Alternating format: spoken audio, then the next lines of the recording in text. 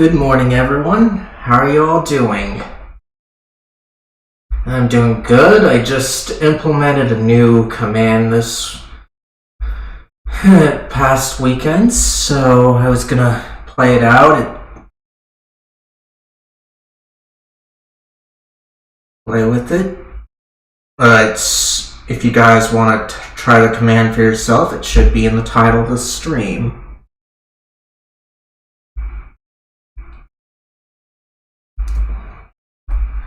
Plus, I haven't been able to test it too well. I tested it just fine off stream, but the true connection I couldn't do until today.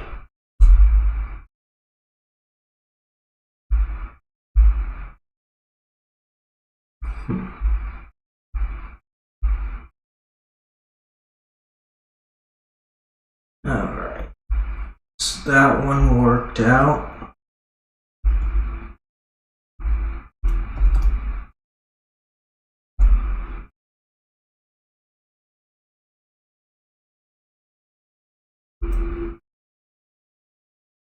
Now this is the one that I need to deal with.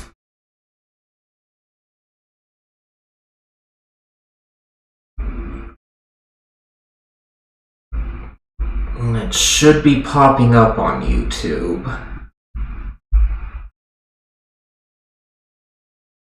But in the meantime, let me get my links. Alright.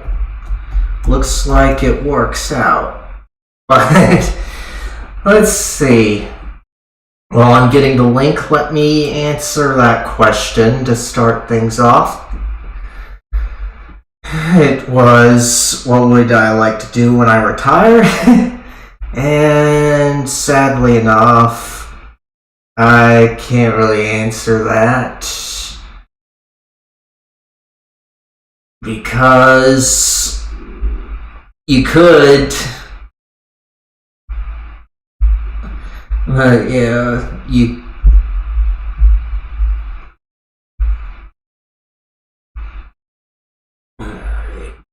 Pin that.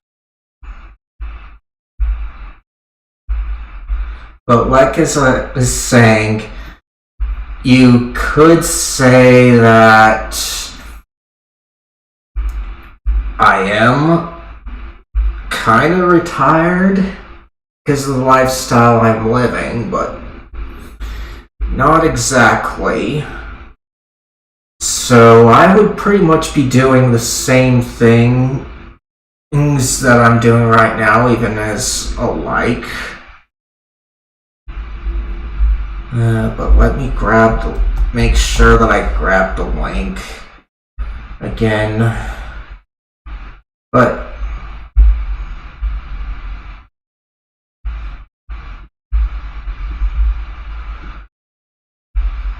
yeah.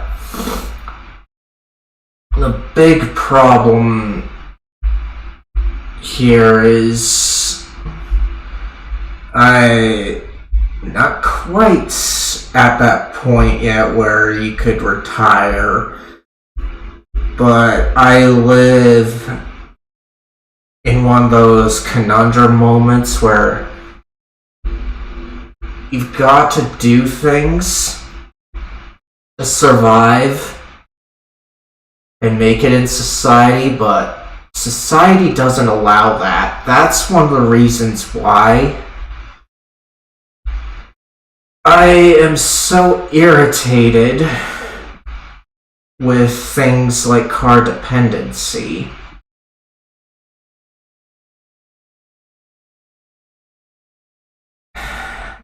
Because just limits what I can do to take care of my needs and such. Sure, could ask family. They're more than willing to. But the problem is, they're not always going to be able to help me even if they're so willing.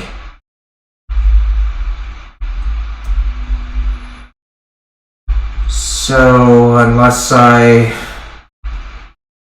move to a better area or things get better,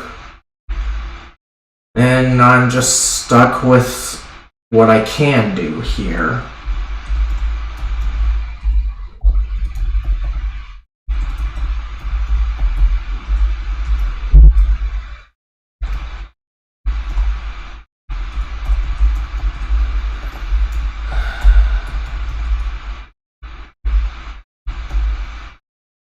But for everyone else here, I should probably also pin the question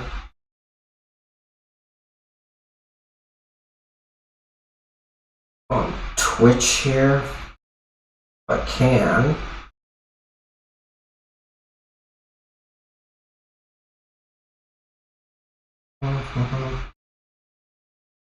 Or maybe can't see it on here.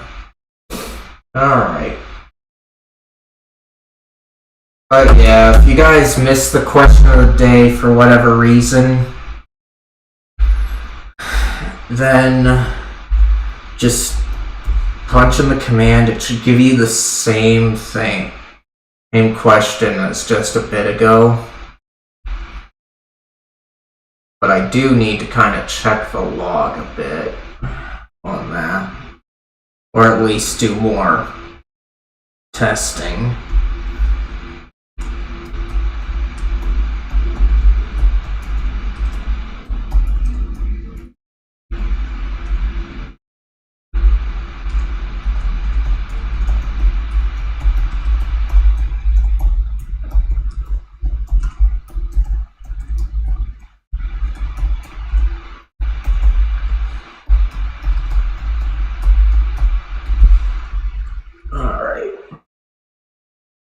So there's that one.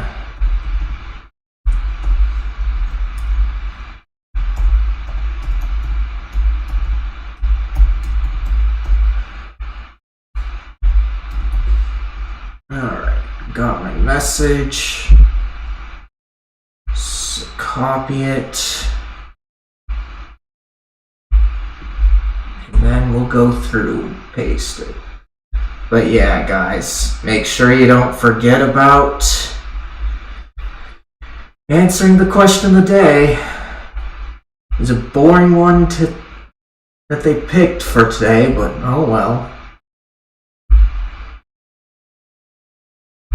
Might just have to see how things play out with it. Especially since I actually coded it myself. Not completely because I'm utilizing Nightbot for it, but the back end is definitely something I coded myself. Since I am multi-streaming,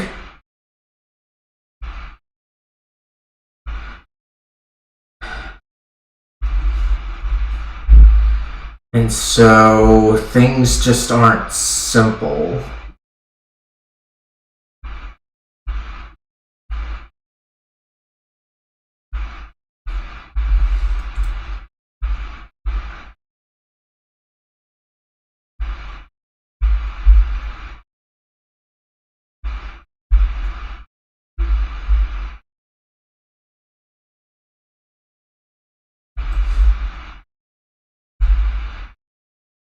Okay.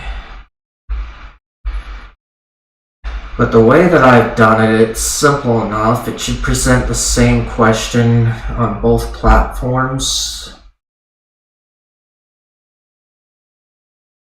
Or I should say all platforms that I use and Nightbot can communicate with. It was a big pain going through it because PHP is the most annoying language out there. Like, it's rather simple and flexible, but that flexibility just makes things a bit annoying.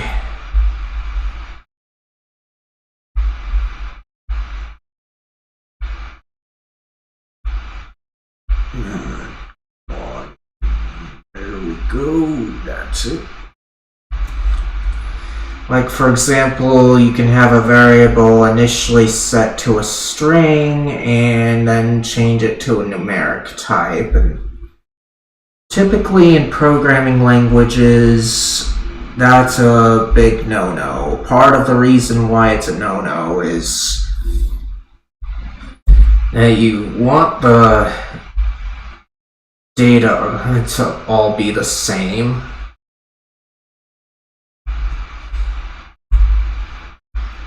Across the times.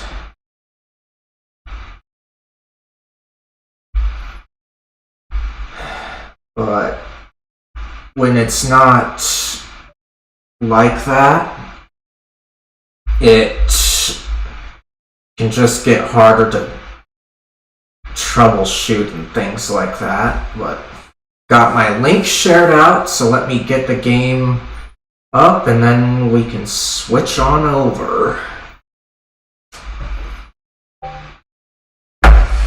the meantime, don't forget that I've got a new command for you guys to play with. The command is shown in the title currently.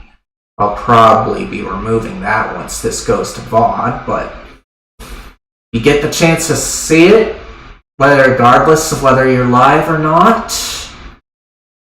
Then try and post your answer to it in the comments, at least if you can. Twitch doesn't have comments, and that's kind of a killer there, but oh well.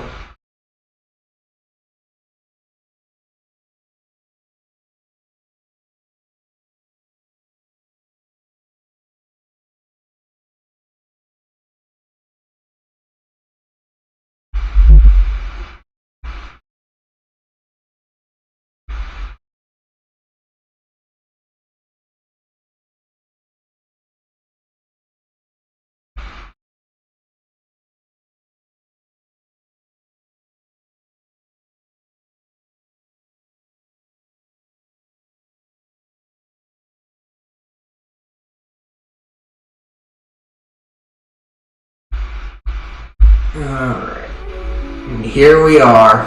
You guys can all see me now, I hope.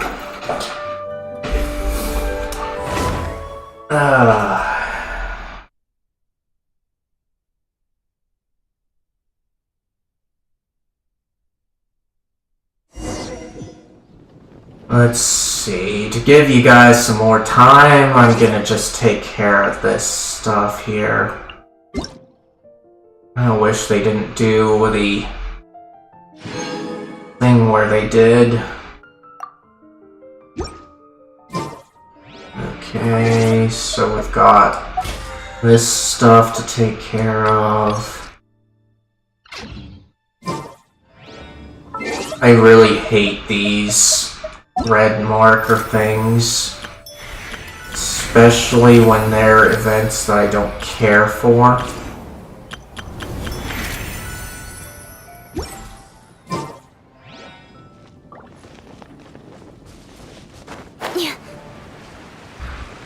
But of course, one thing that's different from the last time I've been streaming, guys, is I'm on world level 9 now.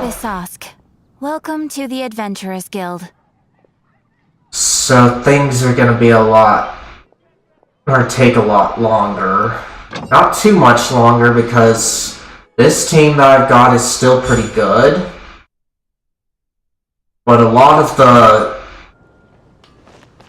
enemies have a lot more HP and such. I'm still capped at level 90, which honestly bugs me a lot. Because typically, in a lot of RPGs, you shouldn't be that far behind the enemies on the overworld. But now, if you're level 90, you're about 10 levels below the highest level enemy, if not more.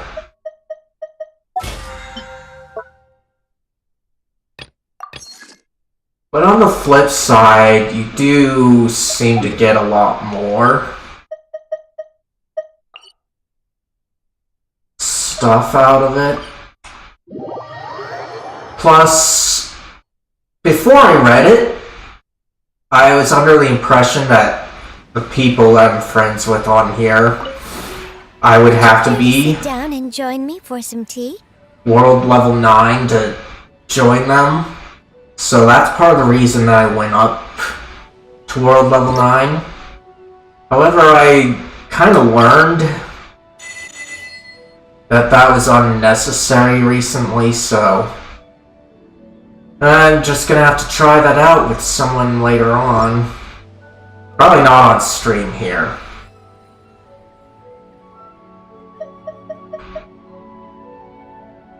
Because I like doing things that are more story-based on stream, and If you ever have I any stream questions alone about because things are more flexible that way.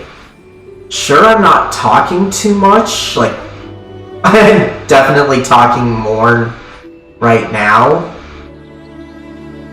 but the problem is I'm usually engrossed in games like this, to where I'm just focused on the game instead of on chat.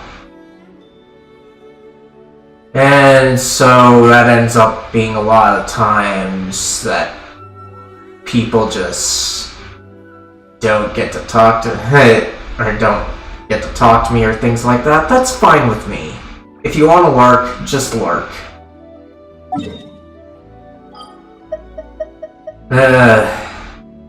But streaming's all about getting to know the streamer.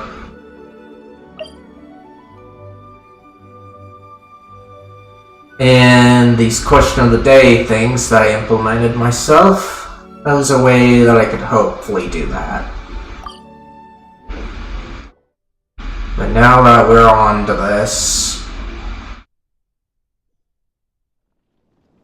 let me just show you guys the team that I got through the Ascension quest with. There's like one member on there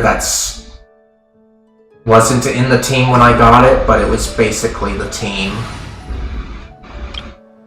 But this is the team that I used to get past the Ascension quest.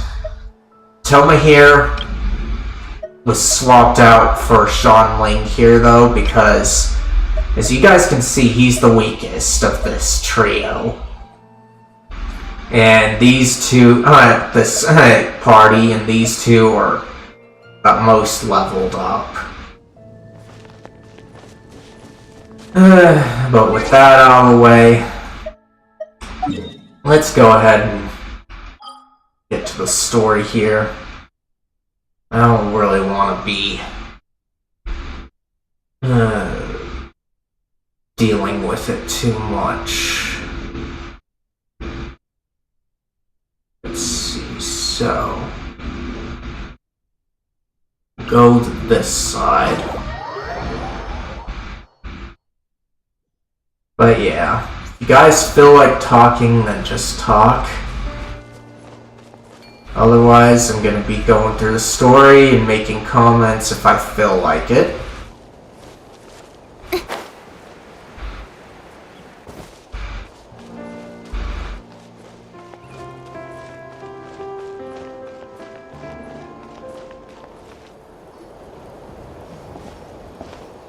Huh? What are the Fatui doing here? That's a little concerning. Let's go over there and see what they're up to. Also, how did they get this close to a tribal settlement? Let's see. Well, considering what the captain did for Natland, maybe they've been giving a bit more leeway. These go together, so I'm gonna go for the top one. At times I wish I could give you guys some poll answers, a poll, but can't do that since I'm not affiliate, and a lot of the options I'm finding, even though they'll work, they aren't exactly free and I don't have too much to go on. So, if you guys wish for polls, then Kind of SOL. At least unless I find some way to do it myself, like I did the question of the day. Oh, let's see.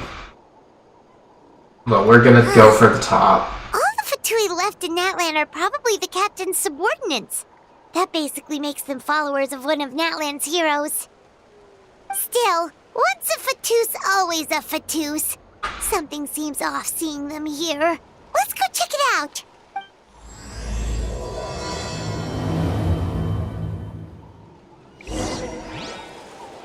Alright. Hey, buddy. You wanna die? What are you guys doing here? Following orders. If you have a problem, take it up with our employer. Hey, what's with the attitude? Can the Fatui even work for a private employer?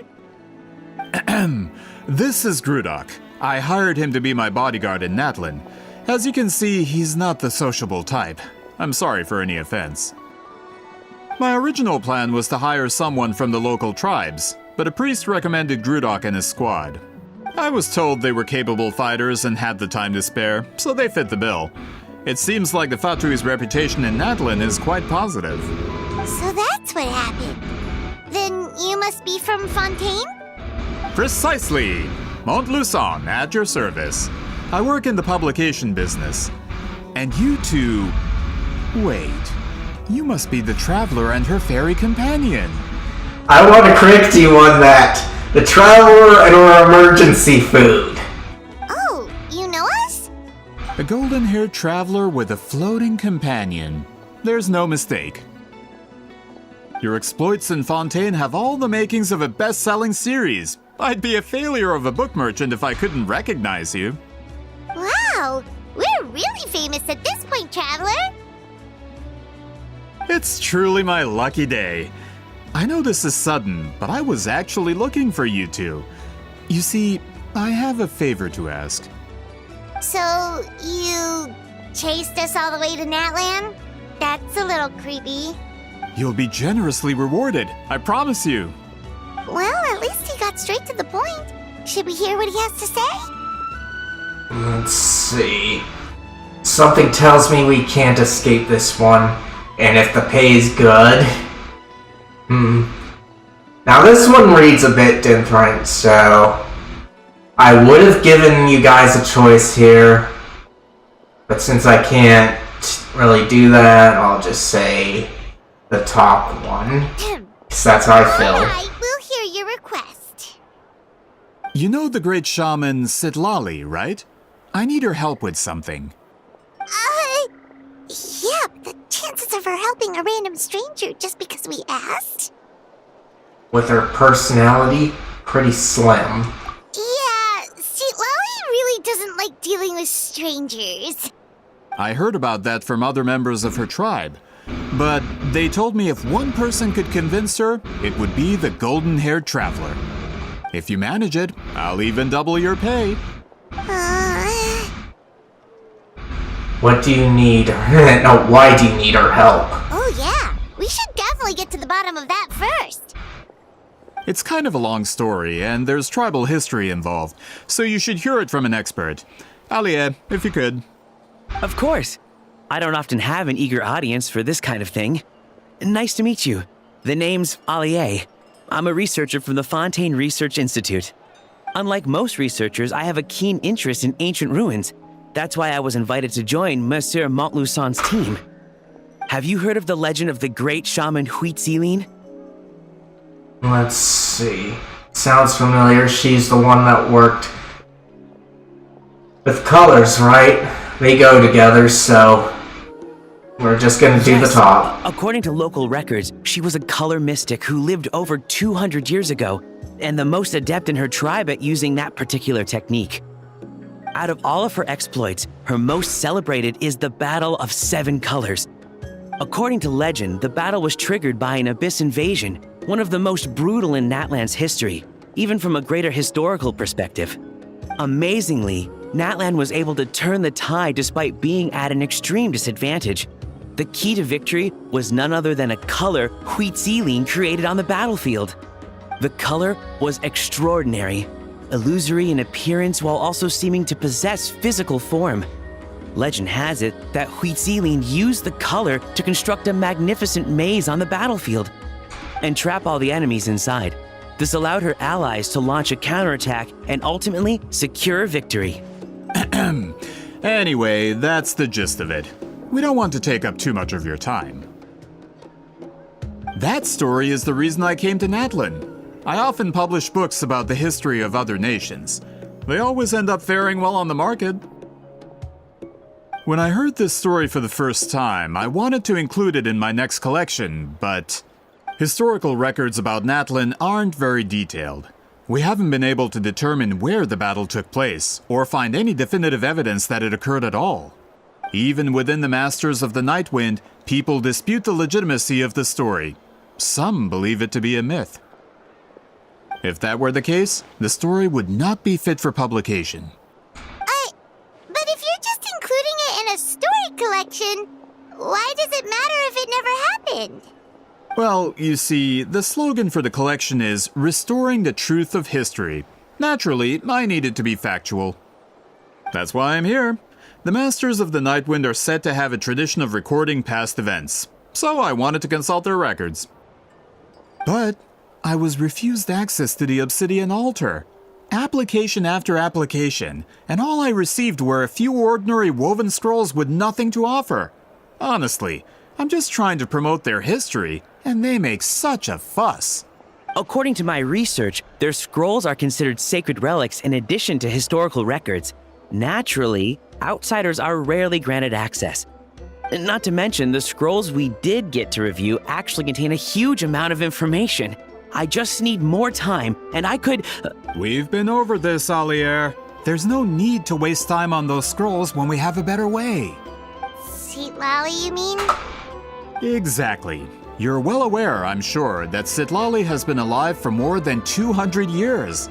That means she lived during the era of the Battle of Seven Colors. If she agrees to be my consultant, then no other historical records are necessary. Oh, that's what you want. So, what do you say? I'll quadruple the pay if it helps sweeten the deal. Well, it's not that we don't want to help you. See, we actually should go ask her, Paimon. We still have a duty to fulfill after all. These two go together, so I'm just gonna go for the top one. Like, they don't go right into it, but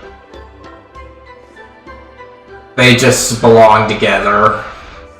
Oh, right! The duty the chief gave us has a lot to do with Citlali. Who knows? The Battle of Seven Colors might lead us in the right direction. Alright, we'll help you convince Citlali. Just let us do the talking, okay? Of course.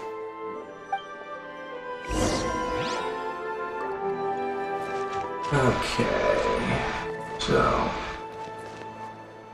Don't worry, I'm sure they'll show up soon. Alright, over this way. So... let's see here. Over here. Alright. Looks like this guy's the closest.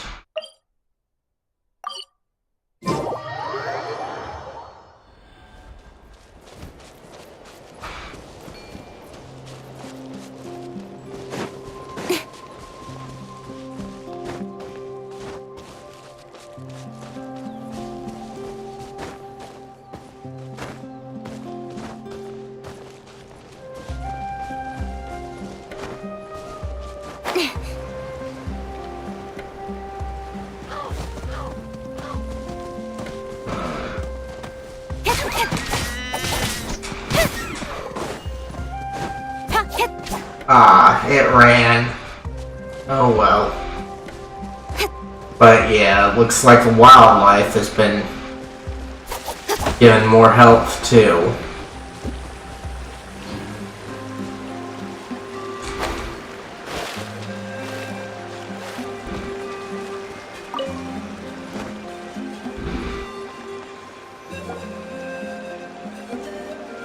So, this is where the great shaman lives? A bit far from civilization, isn't it? I hope the person who pointed us in this direction wasn't mistaken. For someone like Citlali, it actually makes a lot of sense. Is this graffiti her work too? I wonder if it's a cultural practice. If I could just copy it down, In a way, I'm kind of jealous of Citlali here, but at the same time, knowing the needs that I have to fulfill and such, I think I'd be living in the city no matter how much I want to be kind of having my alone time. We're here for a reason, Alier. As agreed, you two can do the talking, and we'll wait for you here. Okay, we'll go knock on the door. Hopefully she's not hungover. Yeah, I hope so too, Paimon.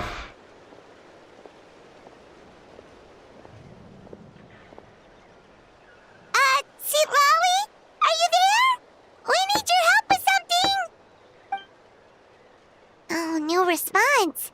Maybe she's not home. Let's try her other name. Oh, Granny Citlali? Are you home? The door's thrown open. Hey, kid! If you're here to challenge me, book an appointment first. So Citlali's a real hermit, huh? Traveler! Told me so.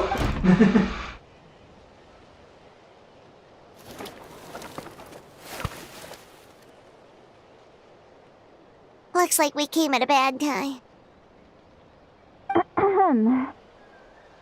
Are you still there? Just come in. We can talk inside. Well, at least we didn't get turned away. Enter.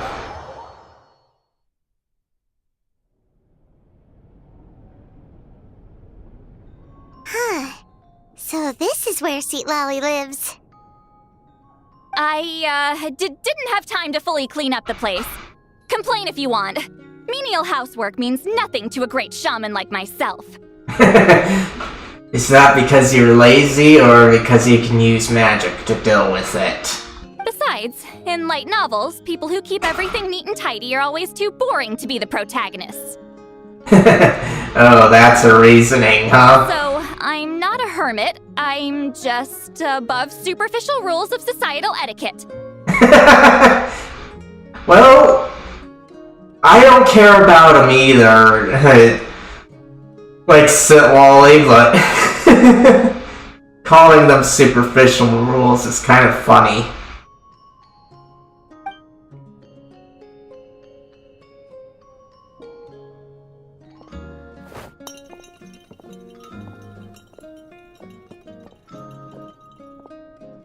She sure does care a lot about what we think of her. Oh, and that spell I used to transfer my senses to you, you're not still, experiencing the side effects, are you? It's my duty as a great shaman to check that kind of thing. Oh, you mean when we could hear your thoughts? Nope. It's been so long, we don't have to worry about that anymore, right? Then why do I hear the traveler's thoughts in my head? What? Oh, she heard me call her a hermit. That bothers her. I thought she was above superficial rules of societal etiquette. I want to call her bluff on that, too. I can still hear you, you know. I apologize for offending you. Don't bother. I'll find a way to fix it. First you hear my thoughts, now I'm hearing your thoughts. It was just a simple spell. I use it on you, and now it's on the fritz. Forget it. Just tell me why you're here. Well, someone asked us to ask you to be their consultant. They have questions about the history of Natlan. So they asked the hero of Natlan to put in a good word? Sounds like they know I don't usually trouble myself with other people's problems. The pay is really good. Doesn't matter, I'm busy. She sure doesn't look busy. Paimon knew this wouldn't get us anywhere. Let's see, what if the request comes from me? From you? Yeah, we were given a sacred duty to help your tribe weave a special scroll. Huh? So, you're the appointed ones this time? We were surprised too. After all, we have no idea how to weave a scroll like that. But with Chef Biram's help, we were able to make some progress. We still haven't succeeded, but we learned that the key to weaving the scroll is a special kind of color. The historical event those men want to ask about also involves color. If you help them, you might end up helping us too.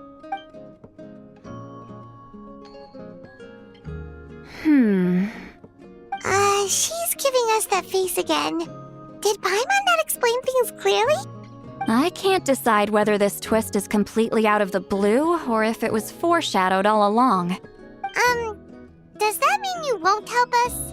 I need to think about it. Then there's still hope. Hey, what's the holdup? Just give us an answer already. And I want to punch you in the face, pal. You agreed to let us do the talking.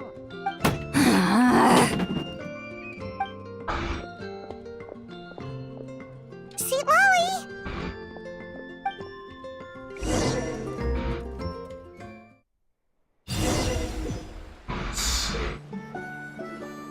Stand down, Grudok. As your employer, if I tell you to wait, then you wait. Understood. You're the great shaman who's been alive for centuries? But you're so... Apologies for the disturbance. Grudok is a recent hire, so difficult to restrain sometimes. You're lucky you didn't force Citlali's hand. Well, since you're here, how about a discussion? See. Yes, we can have a discussion. How would you like to be served your dirt map? Do you have any idea who I am? Did you think Granny Eatsley would be fooled by your little performance? I have no intention of speaking to you. Your recent hire interrupted me right as I was about to make an important decision. Pull a trick like that again, and I'll make your lives a living horror novel, except 10 times worse. That's all I came out here to say. Whoa. Traveler, we have a discussion to finish.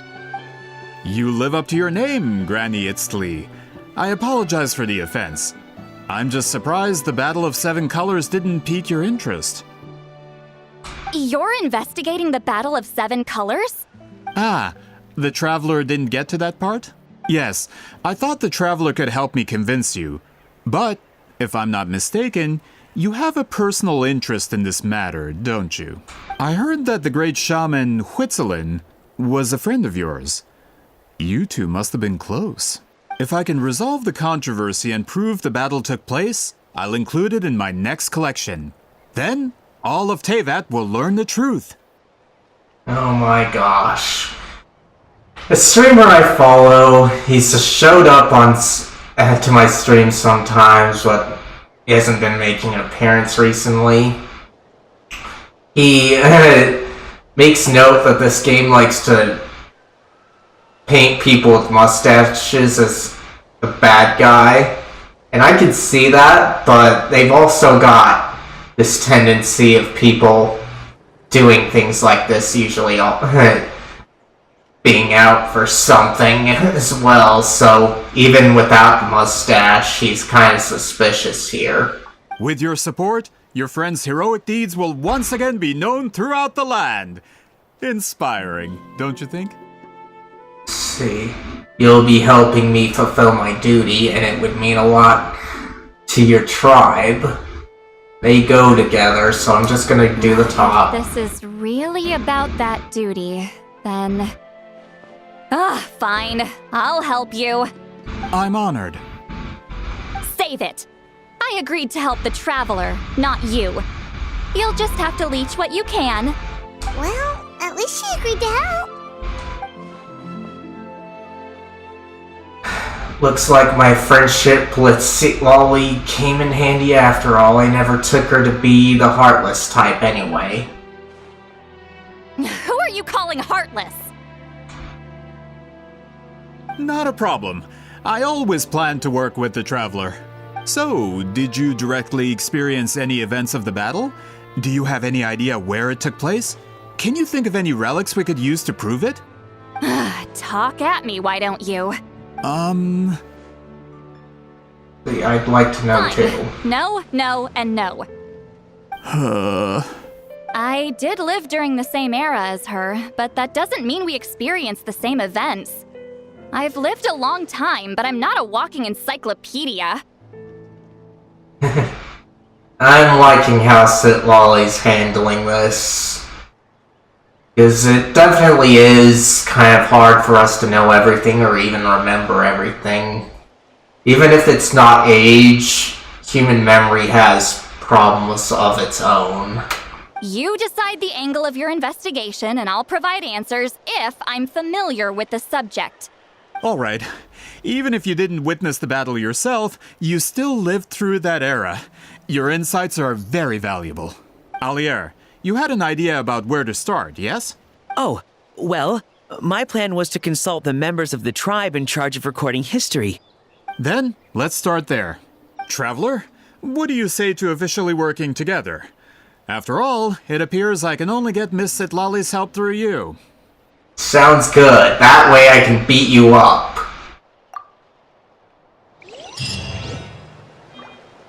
Alright.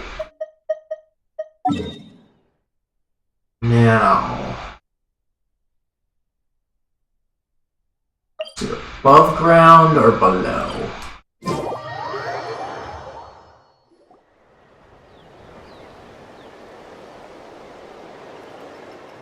You don't seem super invested in this whole thing, Citlali. The Battle of Seven Colors is something I've only ever heard about. I know as much as anyone else in my tribe. But how? Weren't you alive when it happened? I wasn't there when it took place, and she never told me about it. That's how. But Molusol said the two of you were close friends. The battle was legendary. Why wouldn't Huitziling tell you about it? Close friends? More like arch rivals. Something Montluçon would know if he actually did his research. Did you see the graffiti outside my house? That's not my doing. All students from Huitziling's School of Shamanism must pass an extremely difficult trial before graduation, defeating me in battle. And they all fell. Those graffiti drawings are how they challenge me. Wait, what? Of course, none of them ever succeeded. So, after Huitziling's death, her students had no choice but to modify the requirement. Instead of defeating me, all they have to do now is last long enough. That sounds like a necessary change. As my rival, Huitziling only had one achievement that surpassed my own. And that was the Battle of Seven Colors. I can only assume she had some kind of secret technique at her disposal. It makes perfect sense that she kept it from me. I'm a fast learner. Telling me about the technique is no different than handing it to me on a silver platter. As if she would give away her one advantage. Oh, that makes sense. Anyway, all of that is secondary. Like I said, I'm only here to help you fulfill your duty. So Citlali is doing all this for me? Don't misunderstand. This duty is important for my tribe, too. A great shaman should do her part to see it done. A great shaman should also be a bit more organized at home. Excuse you? I fail to see what housekeeping has to do with my duty as a shaman. Why is it that you're the one whose thoughts are exposed, but I'm still the one suffering? I need to get to the bottom of this. Excuse me, great shaman, but we have a situation over here. We could really use your help. Please, great shaman. Okay.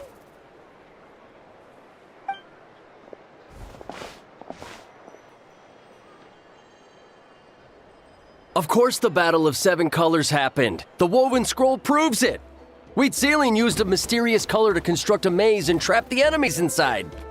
That's just your interpretation. There's more than one way to understand that scroll. Besides, constructing a maze out of color is ridiculous. Wheat Ceiling was one of the most powerful shamans of her time. She definitely could have pulled it off. That's the biggest problem. She had students. Why not pass it down? A technique that powerful? And no shaman since has ever used it? Her students are keeping it a secret, of course. If you knew a technique like that, you'd be a fool to show it to just anyone. Oh, I didn't mean to cause an argument. I just wanted to ask, is there anything we can use to prove the battle took place? Of course it took place. Why would you need to prove it? You'll have to excuse him. Some people in our tribe insist on clinging to outdated views of history. I'd give up now if I were you. It only gets more ridiculous from here. This is kind of reminding me of the Bible literalists and such. They even exist in Mormonism, but well, I'll just call them Bible literalists there too, because a lot of times they consider them to be like actual events that actually happened. But that kind of throws things into questions, especially when you're looking at Mormon theology and that, because while there is evidence for some biblical events happening, there's not really anything for the Book of Mormon out there. There's just a lot of stuff that just doesn't make sense, especially if you think about it with our terms. And with Joseph Smith, a lot of the things that he kind of had on his thing, they would be somewhat similar to us, even though things have changed a lot in like the nearly 200 years between his time and our time. Like, we don't have carriages anymore in that. And if you're looking at North America, we're car dependent instead of using carriages or our feet. But we can still kind of figure those things out thanks to historians and that, because they're more knowledgeable on what to expect than I am. Please don't fight. Wow, so the battle really is controversial. Am I the outdated one? Kids these days can't find anything better to argue about? These arguments are precisely why I hesitate to include this story in my collection. Neither side was able to offer anything useful. What should we do? Wheat Ceiling was a passionate teacher. We were opposites in that sense. The technique she used in the battle must have been her masterpiece. There's every reason to pass it on. Still, if the technique is powerful enough to single-handedly stop an invasion, it also makes sense that her disciples would keep it a secret. We should check with the students from her school. If we can confirm the technique exists, we can deduce certain things about the battle. But as far as I know, most of the shamans from her school occupy high positions in the tribe. Not the type of people outsiders like us can speak to on a whim.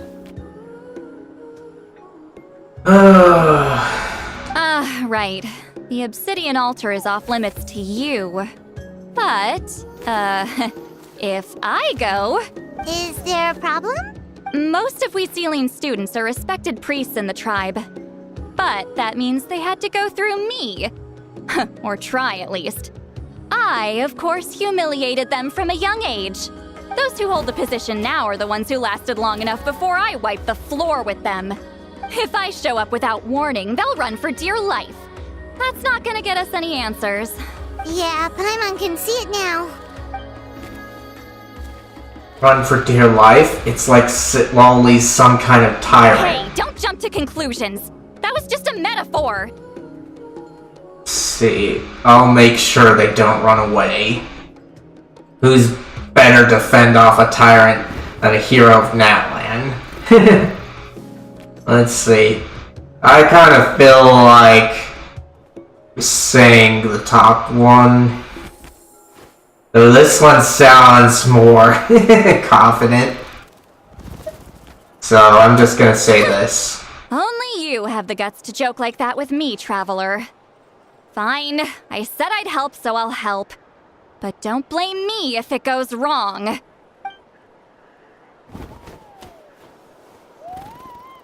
the rest of you can wait for us here. We appreciate the help.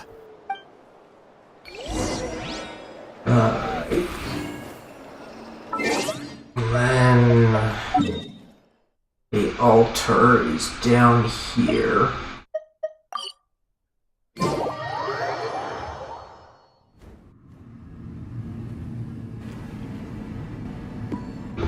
Oh, are you in the middle of a ceremony? Granny Eatsley? Let me check on the audio here. What is she goes. doing here? Did some coward not show up after challenging her to a fight? Or is she here to officially take over the tribe? She's not here to take over the tribe. I am. Whoa. It's like they really do see her as some kind of tyrant. No matter what, we'll defend our dignity as priests to the end. Ugh, you talk a big game for someone who lost to me the most out of the entire priesthood. What? All I want is to ask some questions. So, you're here to interrogate us? If you want to put it that way, yes. Someone didn't sit pretty for their beating? Is that it? You want their name, don't you? We should just run! Don't be afraid. Yeah, with the hero of Natlan here, Granny Eatsley will be on her best behavior. Sure, whatever you say. Oh, it's the Traveler and her companion! That does make me feel better. How can we help you? We wanted to ask about the technique you inherited from Huitziling. Huh. So you can eradicate our school once and for all?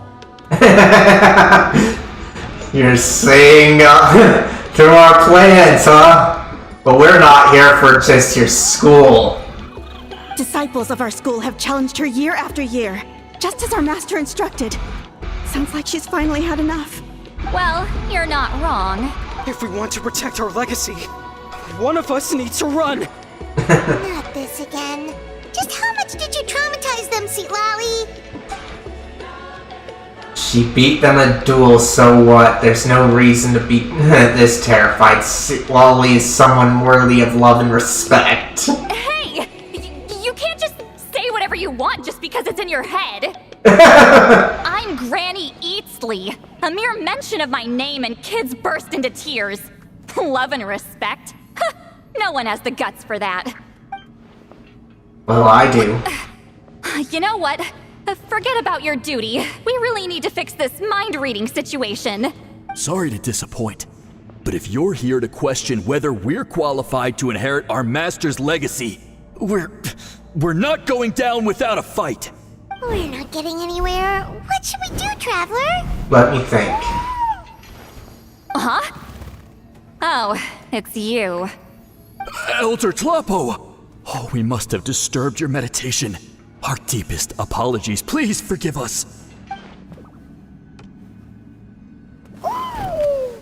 Did Elder Tlapo just issue a declaration?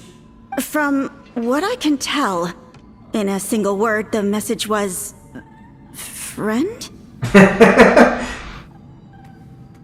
don't think they really know what they're saying, what it's saying, but let's just let them go through with this. Is Elder Tlapo telling us to treat Granny Eatsley as a friend? That's not possible, is it? Oh, you forget yourselves, my friends. You are esteemed priests of our tribe. Where are your manners? But Chief! I didn't expect to see you here, great shaman. My sincere apologies for the lack of hospitality. Well, I wasn't exactly planning to come to this crowded place. So you can save the pleasantries, Chief. I'd rather get this over with. Understood. Now, as successors of Citlali, I understand your friction with Granny Citlali. However, Elder Talapo's declarations have always showed us the correct path. You would do well to respect his counsel. So, mind your manners and allow Granny Citlali to ask her questions. Whew! Good thing Elder Talapo and Chief Biram are on our side.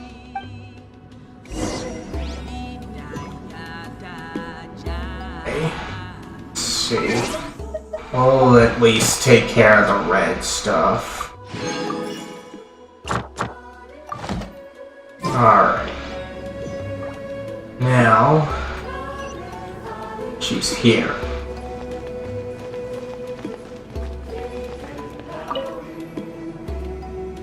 Hi there, Elder Talapo! It's been a while. Hey, he seems pretty happy to see us. He's the one who put you in charge of the scroll, right? Yeah, Elder Talapo appointed us to the task. Elder Talapo, huh? He's still Claw to me.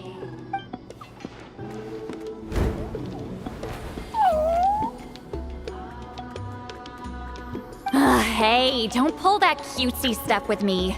You're an Iktomisaur Elder now. You occupy an eminent and important position within the tribe. So, you already know each other? Claw was only this big when we first met. He was with Celine's Saurian companion back then. She kept dragging him to my place, so over time, we got to know each other. Sounds like you and Citlali were close. She only came to my place to fight me. But at the same time, she always claimed to be my friend. She was the only one who dared to try, at least. Well, you've lived a long time. You've probably made a bunch of friends over the years, right?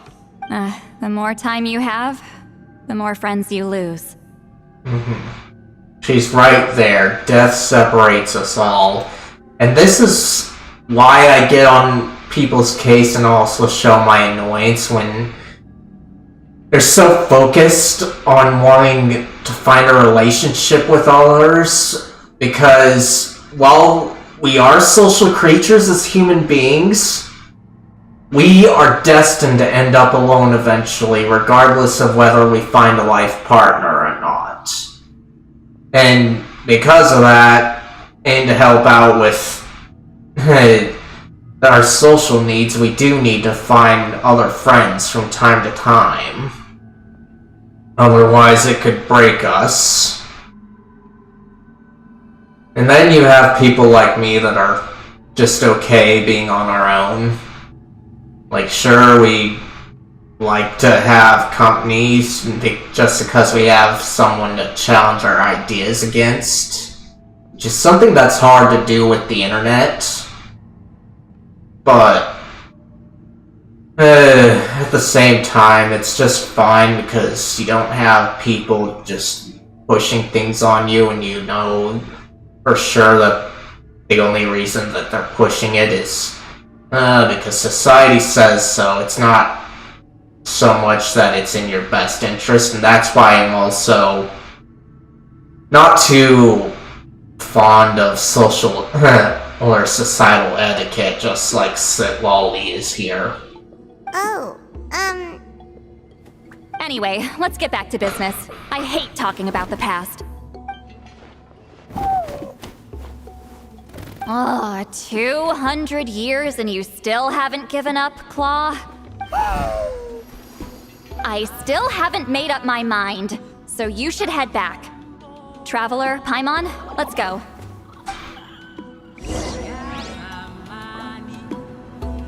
But yeah, the way that they were talking there, they thought they knew how to talk, how to interpret Claw's message, and I'm like, you guys don't know a thing.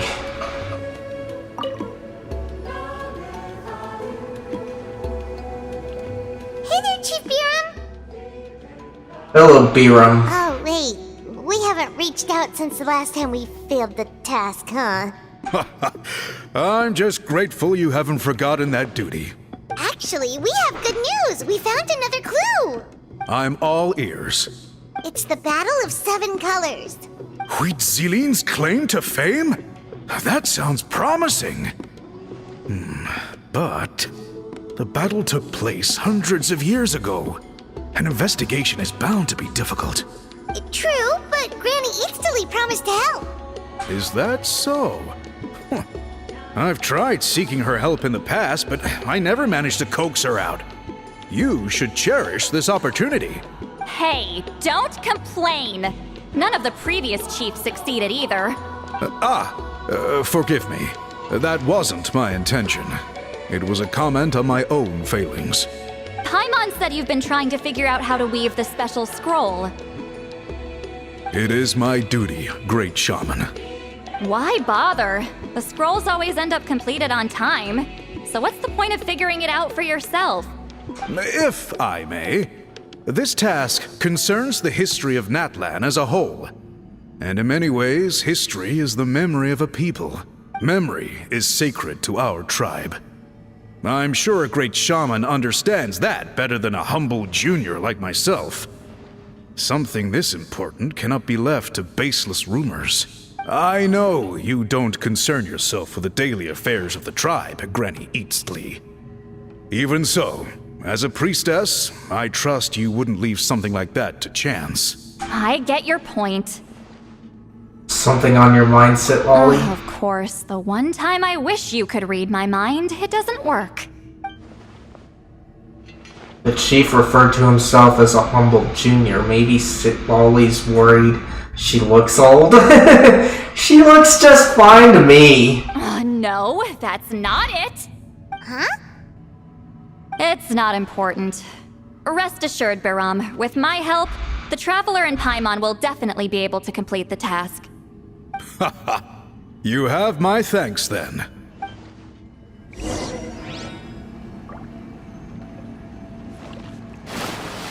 Let's see.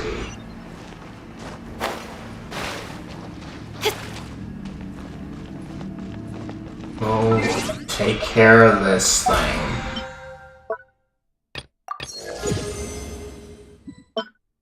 Okay, more books. That'll help me out.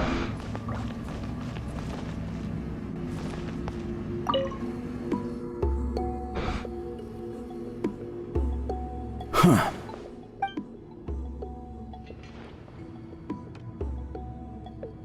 So are you here to test whether we're qualified to inherit Master Huitzilin's legacy? You've already been tested, haven't you? Well, frankly speaking, I don't think any of you are qualified. But that's not why I'm here. All you need to do is be good and answer my questions. Fine. Ask away. You've heard of the Battle of Seven Colors, right? Of course. It's our master's claim to fame. An immortal legend inscribed in the very history of our tribe. Then I'm sure you know there are those who question whether it actually occurred. I did hear people arguing about that the other day. It's disgraceful. How can they question something like that? It doesn't surprise me. Natlan has had more tourism lately. A lot of people have started getting strange ideas after interacting with Outlanders. After all, everyone who took part in the battle has returned to the ley lines. Without witnesses, it's hard to refute detractors. Well, it just so happens the questions I want to ask are directly related to the legitimacy of this battle. Listen, we know you were rivals, but do you really have to question her legacy? You think she's like you? Someone who can't survive a little scrutiny? No, of course not. Then let me finish. During the battle, Huitzilin most likely used a technique powerful enough to turn the tides of war. I'm sure she was very proud of it, proud enough to pass it on to her disciples. So, which one of you inherited that technique?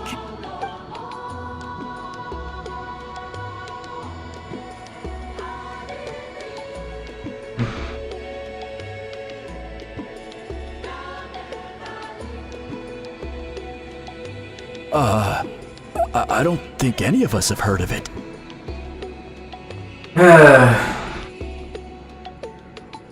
I want to say it was Citlali here just because that makes sense how the order process of elimination thing.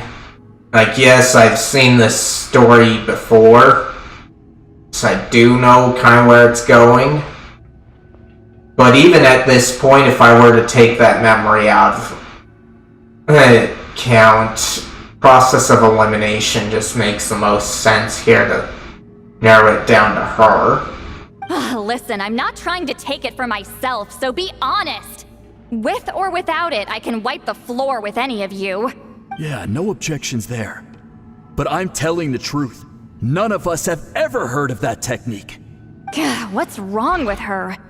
Why would she let it go extinct? Master's body of work is massive. No one student could hope to learn all her techniques. Mastering just a few already takes a lot of effort. Master had no choice but to recruit many students, split up what she knew into different portions, and pass it down through various individuals. And some of you might be going, why are you going through this when you know how it is, especially on stream? And a lot of the times, the reason why I don't care about spoilers too much, at least in games like these, is at times I need to know what I'm getting into. Because there's some quests that make this problem here a bit of a pain to deal with. And one of those was a quest involving the north of Natlan. It was just a bit troublesome to deal with, that one, so I do kind of pay attention to them to get a sense of how well I'd be able to handle it. Though at the same time, there are problems with that, because until I actually do it myself, I don't know for sure. I just get a good gauge of it from there, and what I'm getting into.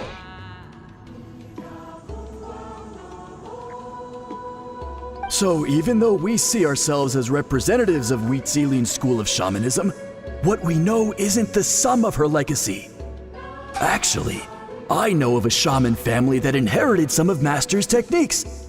The family fell on hard times and lost the right to the priesthood. Still could be worth a shot. But if they inherited Wheat Sealing's secret technique, shouldn't the family be thriving? Well, it's the only thing I can think of. All right, give me their address.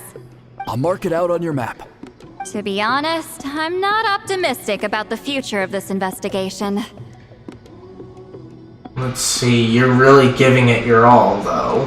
That's because the request came from you.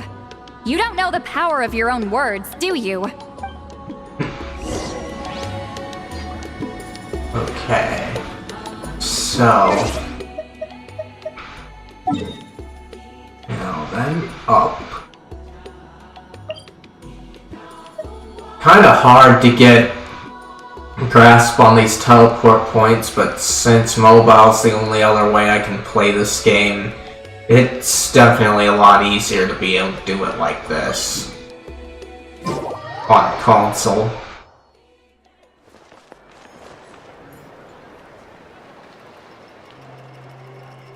Proving the legitimacy of this battle seems more hopeless by the second. Nothing we can do about that. Well, even if our investigation ultimately proves the legend to be false, that's still a worthwhile result. Although I'm here for business purposes, I have a personal interest in this as well. I'm drawn to matters of historical truth.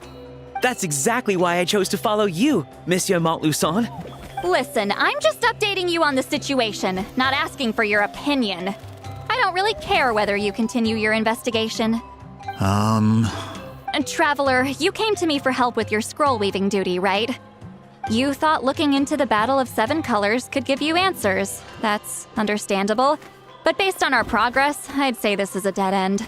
Instead of wasting time, you might consider taking a different approach. I'll try to think of another way to help you. Respected traveler, let's not forget about the compensation I promised. You shall have it in full. Extra, if that's what it takes.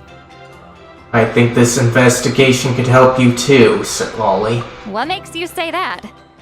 Because it has to do with Uitzulin's past. Yeah, based on what you've told us so far, it kinda seems like there's unresolved tension between you two. You think so? She claimed to be your friend, but picked fights with you non-stop, and never told you about her biggest accomplishment. By figuring out the truth behind the battle, maybe we can finally help you get closure. I'm gonna ignore that co-op thing since I'm in the middle of the story. Closure? I'd say we're 200 years too late. But fine, if you want to keep investigating, be my guest. Ah, that's wonderful news. Alright, let's go visit the shaman family! Alright. So... Okay, not too far.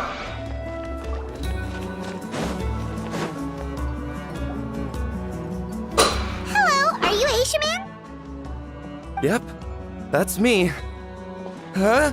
Granny Eatsley? Get up! In a crowded market like this, the only person who should be trying to hide is me. My apologies.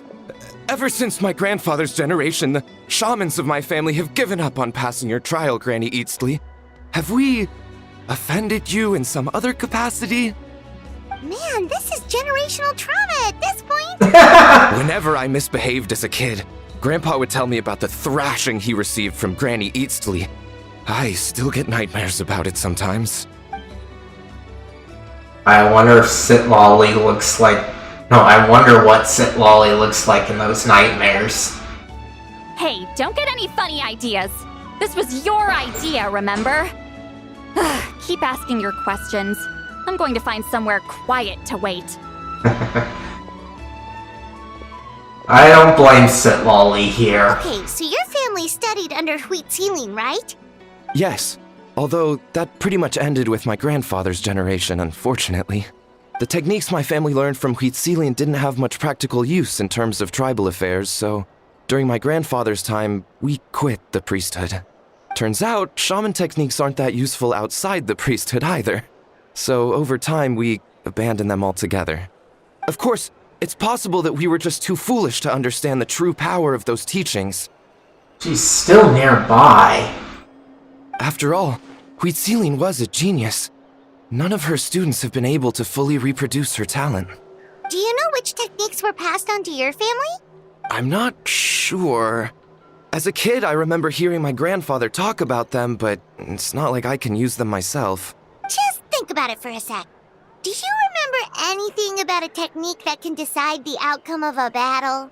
Decide the outcome of a battle? No, I don't remember anything like that. Besides, my family wasn't really known for our talent. If a technique like that exists, I doubt Uitzilin would pass it on to us. You might have better luck asking one of the priests.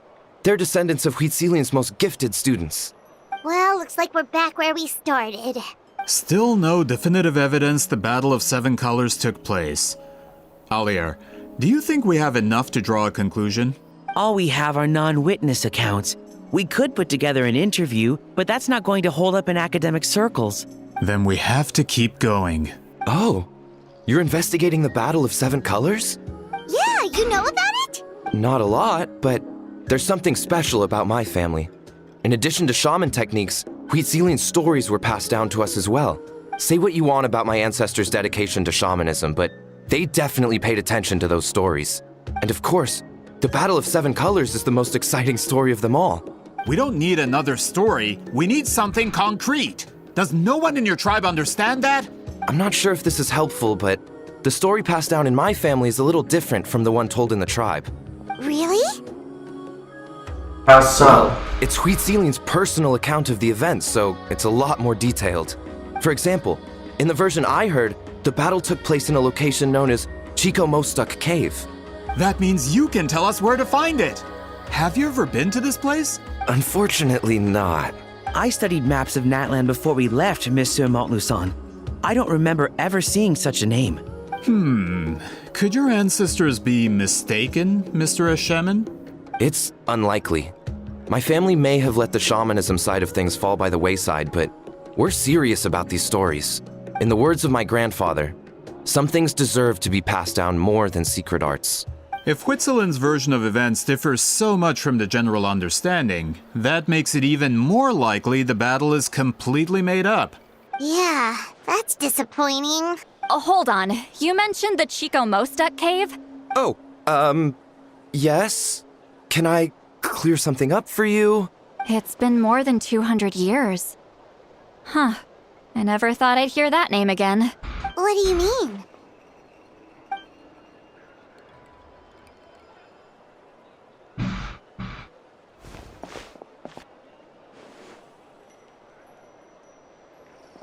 That location is now known as the Valley of Fog.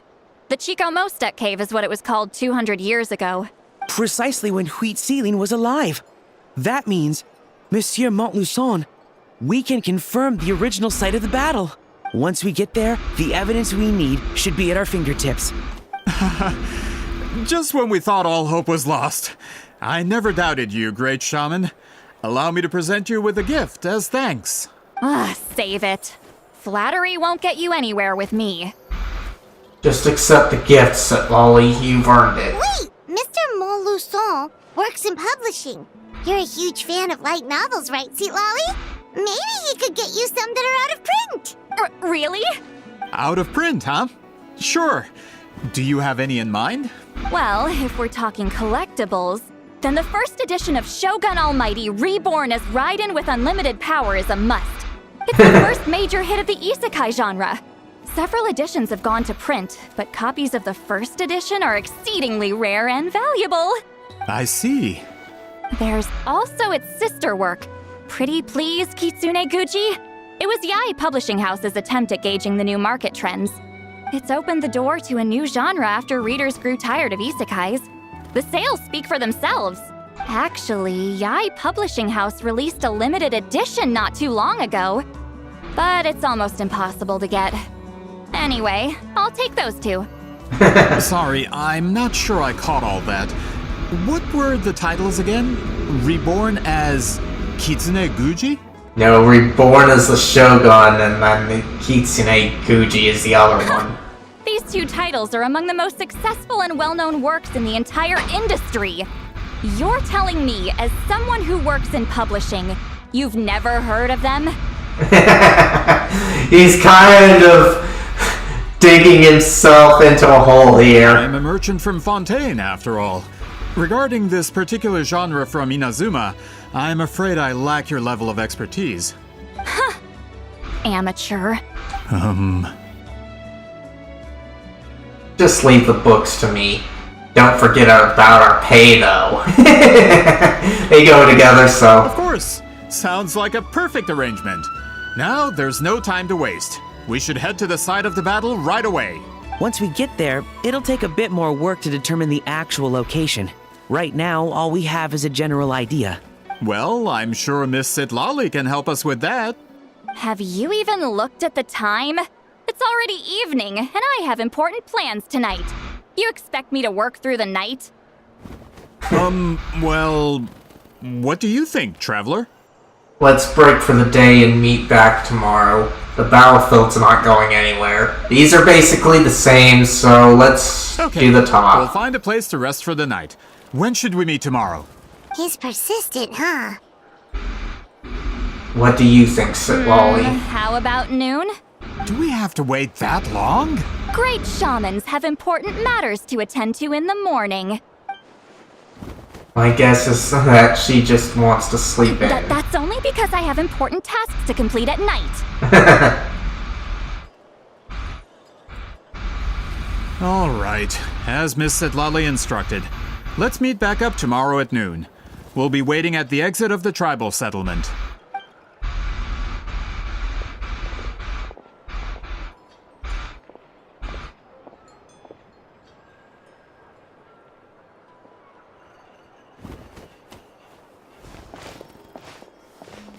Sorry, I just wanted to ask, is Granny Eatsley satisfied with my answer?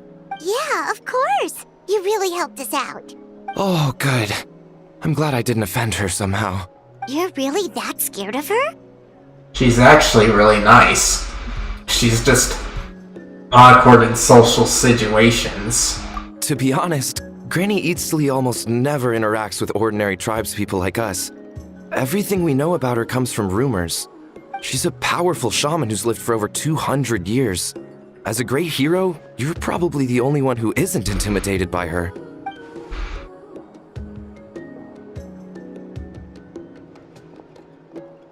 Well, thanks for today, Citlali. Let's see, wanna grab a meal? My treat.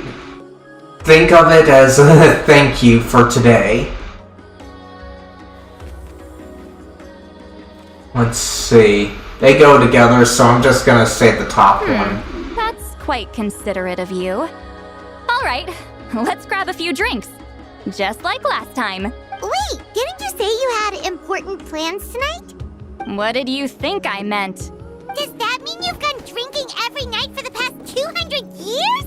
Same place. No, I've had enough socializing for one day. I know somewhere quiet. We can just buy some drinks and head over.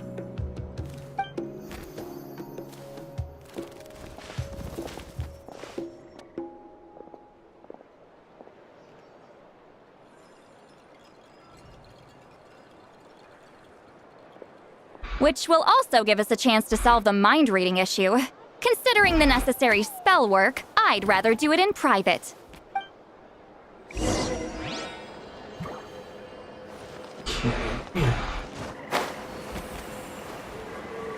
200, huh?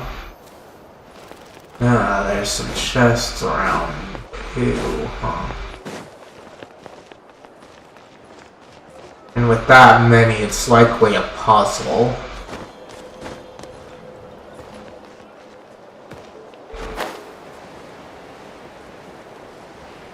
But in either case, I'm just gonna go through.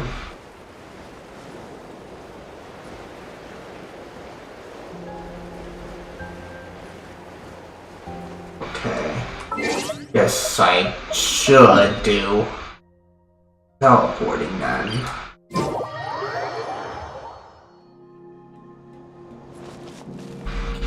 Okay.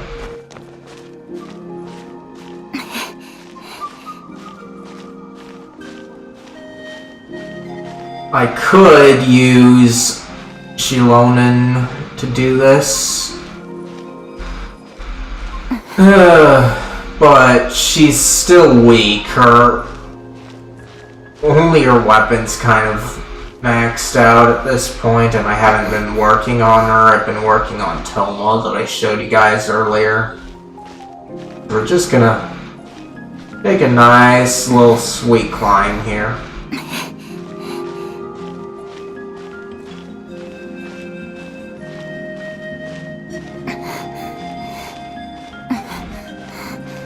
And to think when I initially started this game, I would waste my stamina a lot until I found out how it really worked. But unlike a lot of people, I didn't figure it out while playing. I kind of figured it out while reading through it, because it takes me longer to figure out things in the game than it does if I know my research and utilizing it. So my mind's not exactly perfect in that regard. You could just say it's something up to mental agility. Is this the place? No, further up. Further up?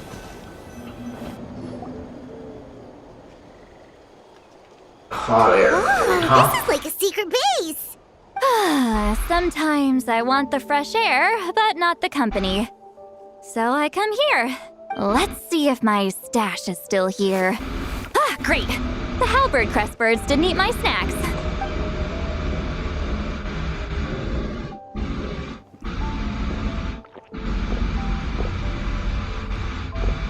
Now for the mind-reading issue. Give me your hand. Just like last time? It might take a little longer, actually. I just need to share my senses, make a clean break.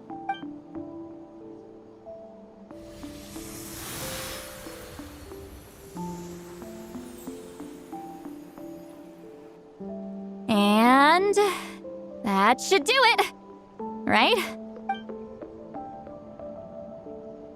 This really is a one-of-a-kind view. That must be why Citlali likes to come here.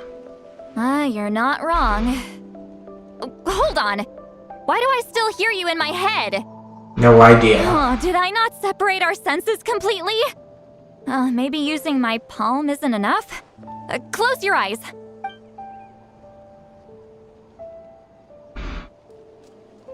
Oh, please work, please work. A great shaman should be able to handle this. Okay, what about now? I think I heard something. It sounded like your thoughts. Huh? And now? It's gone. Huh. Whenever I try to remove the effect, it just flips direction and gets worse. Was that Citlali's forehead just now? It was really warm. That was just to help with the spell. Ah, shoot. I still hear you.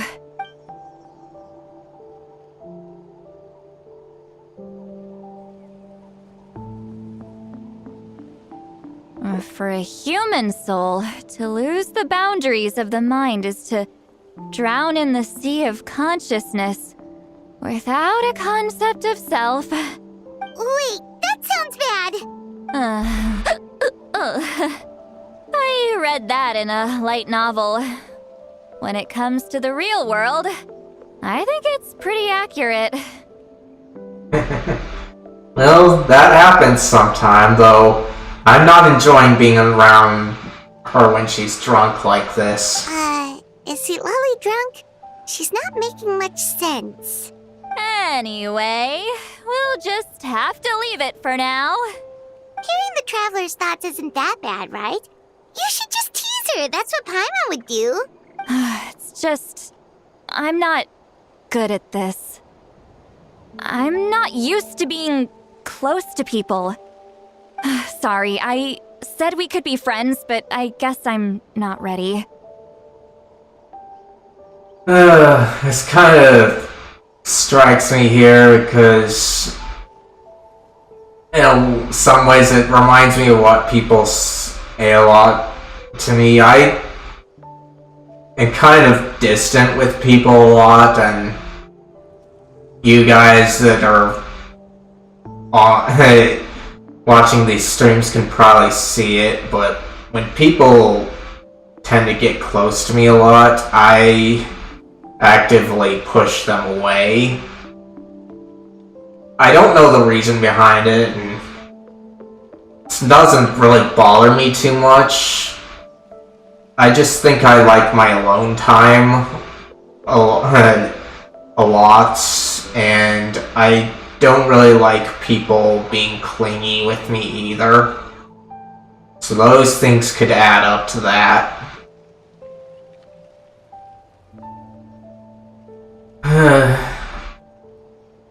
But this isn't a therapy session at all, so... not anything to worry about there. I'm used to being Granny Eatsley. Someone intimidating, someone people are scared to approach. I don't have to deal with people that way. And for me, I just like to do my own thing, and I am also kind of scared about being with others if I had to think about it. Just that they won't let me do my own thing, and I feel most comfortable that way, to just being able to do that, whereas with others I have to kind of either fill them out or I just stick with them too much unless I'm alone. And so it's better that way. And I do kind of have to work on that a bit. At least when I'm around others, but if I'm out and about on my own, I'm just fine. I don't mess with anyone or anything like that.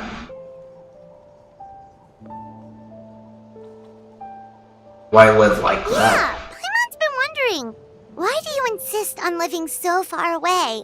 You could easily become a leader of your tribe, someone everyone loves and respects. When you live as long as me, a person is like a flower. The color draws you in. You water it to see it bloom. It rewards you with its fragrance, but it doesn't last. With the passing of the seasons, everything withers away. You can try to water it, but it will never bloom again.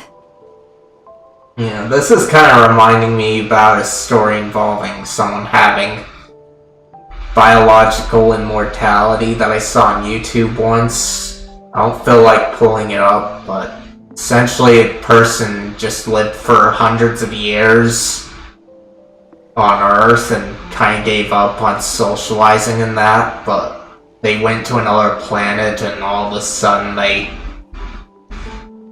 died, so whatever they just had biological immortality for Earth.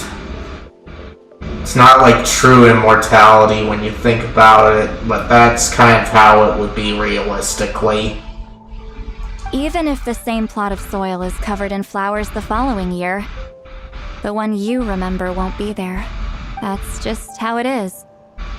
Most of the people in my life will be gone one day, just like a flower. And I'm kind of like that with Citlali. I don't think I'm going to be living as long as her, but that's how I treat things right now, now that I understand the third guarantee of life is that we end up alone eventually. The first two are obvious. Everyone dies, and then, of course, you have to deal with taxes. Getting close means losing friend after friend for hundreds of years, until the weight of their memories crushes my soul. If people don't care about me, then I don't have to care about them. It's better if the people in my memories are nothing more than fleeting strangers. And this one's kind of sad, because there are times where, when you care for other people, you are caring for yourself too. That's part of why I want to live somewhere less car dependent and make that more feasible.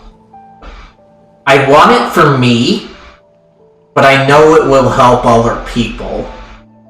And I don't really care too much about the climate change stuff and such. Like, it supposedly will help out more than electric cars become less car dependent.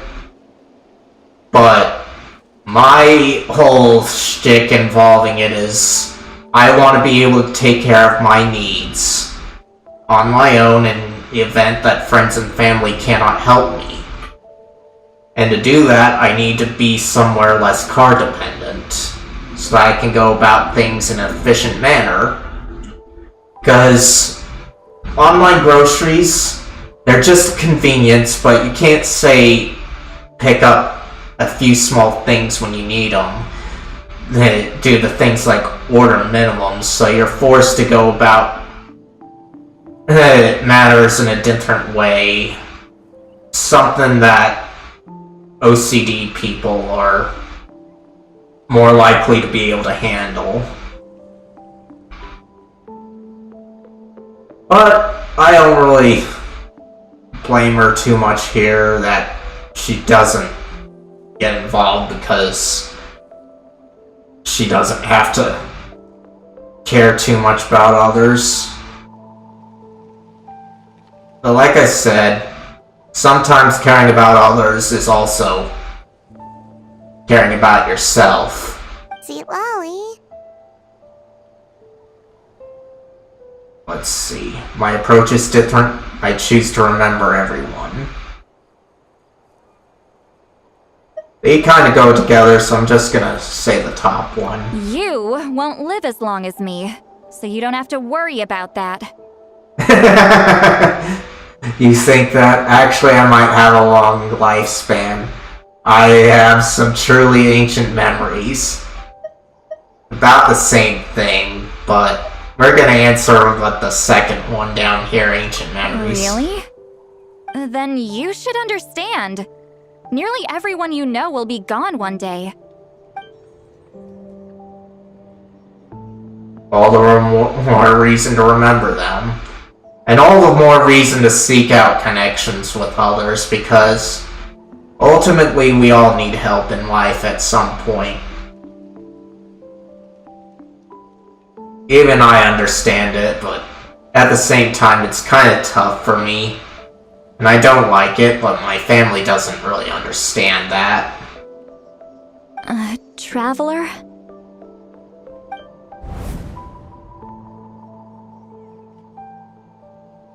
See, I have a friend who only lives in my memories now. In fact, you could say my memories are the sole proof that she existed in this world. I wonder who they're talking about here.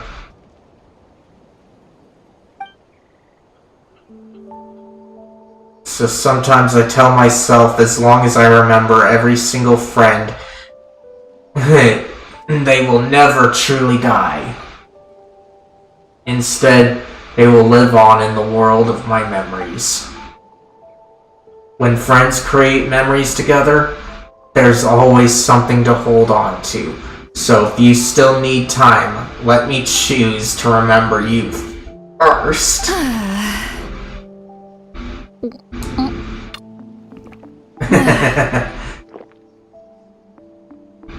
Is something wrong? Stupid mind-reading side effect won't go away. It's not like I want to hear you complain about me all the time. Okay, she's definitely drunk. Citlali, maybe take it easy? At this rate, you might sleep past noon tomorrow. I'm not drunk. I remember everything the traveler said. Just gotta think of a response. I'll think of something. Uh-oh, not this again. Is she asleep? I'm fine. Can get home by myself. I truly doubt that. Is she talking in her sleep or talking to us? She seems kind of out of it. Bye. Gonna walk back alone. Oh, so she's just floating like that. To think. Okay. She doesn't need us to worry about her. She's always been like this. Gonna say that.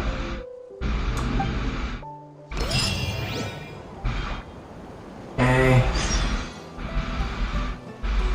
Wait until 1100 to 1300 hours. Alright.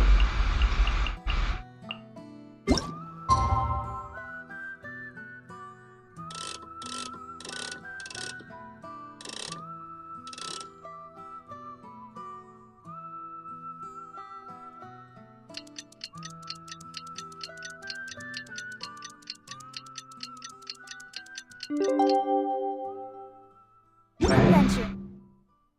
As in business, you always have to seize the opportunity while it's there.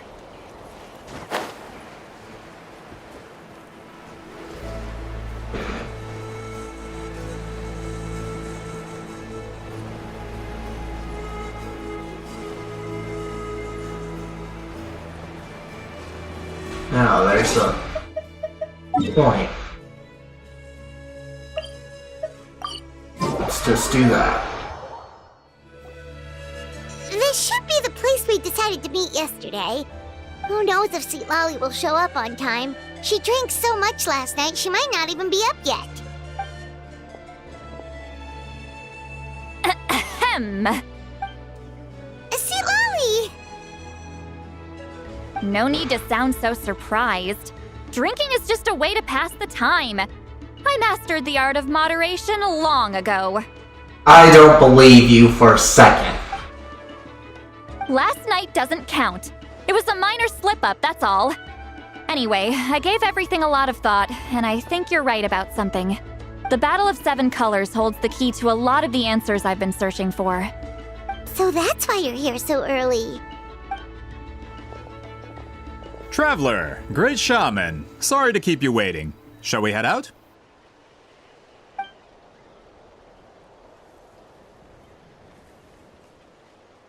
Just follow me. I'll confirm the location myself. Of course.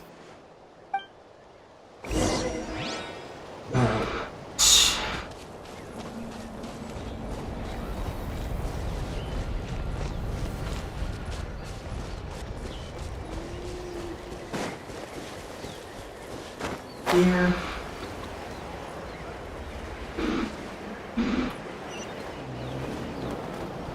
Down here.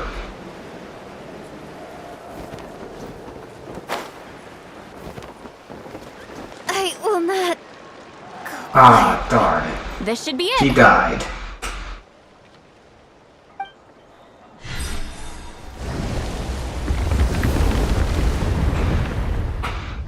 So the battlefield is inside this place. That could explain a lot of our academic questions. Don't lose focus. Once we get to the actual site of the battle, all the evidence needed for publication will be at our fingertips. Alright, guys, it feels like I need to take a break for the bathroom and to get a drink. So I'm gonna take that opportunity. And you guys should too. And if you guys haven't had the chance yet, be sure to check out and answer the question of the day, and I'll check them out when I can. With that, I will be right back.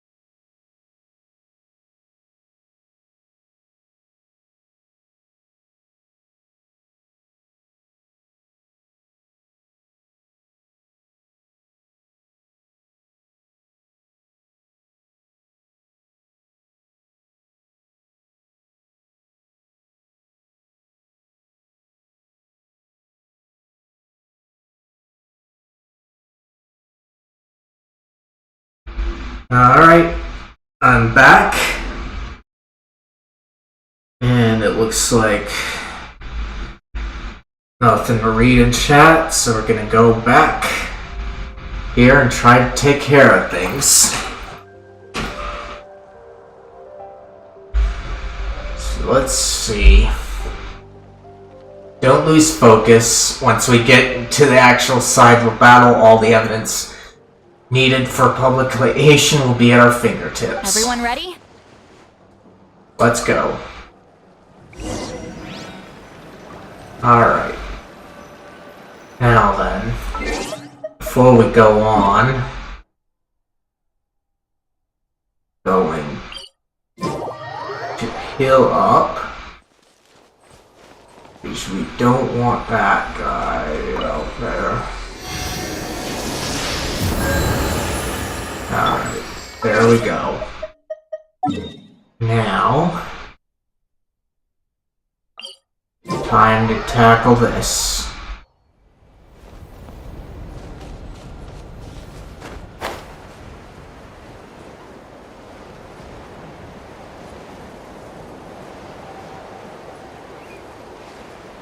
Gotta be careful when I do slow descensions like this.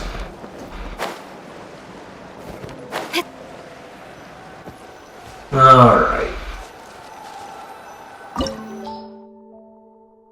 Let's see. So this is my best team that I've got. So we're just gonna go through with them. I can't get any other details, so we're gonna check things out with this team. It's my best team.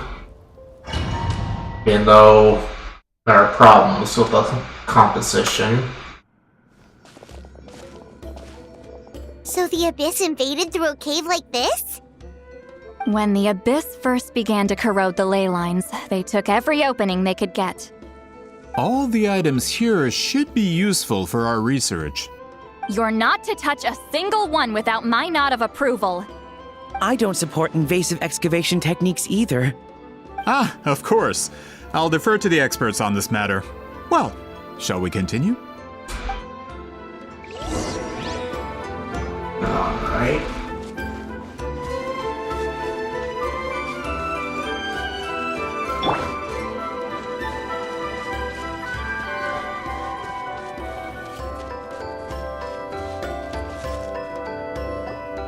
There are weapons here from every tribe in Natlan. The battle must have encompassed the entire nation. Sounds like we're getting closer to what the legend describes. But all we can really say is that a battle took place here. There's still no evidence of any colors or some elaborate maze. Wow, you're really invested in the Battle of Seven Colors. Well, it's the reason I came to Natlan in the first place. Grudok, send some of your men to search the area. We might miss something all grouped together like this. I'd like to cover all our bases. All the bases. You got it. Don't jump to conclusions. Of course this isn't the site of the actual battle. We have to keep going. Okay. We'll at least change to her because we need it. Or likely will need her.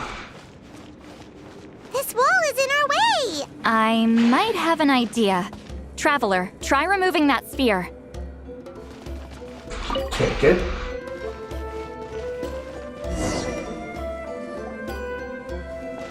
Whoa, we passed straight through!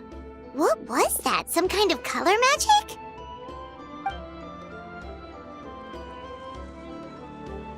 It's very close to the technique Citlali might have used.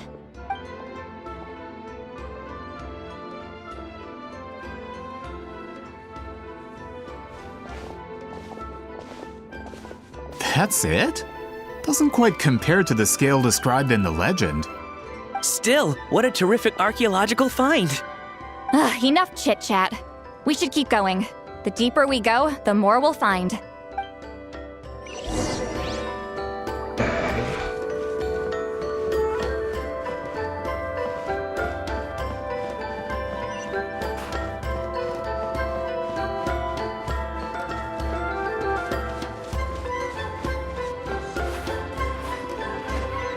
Okay. Don't really get why they didn't fix that issue.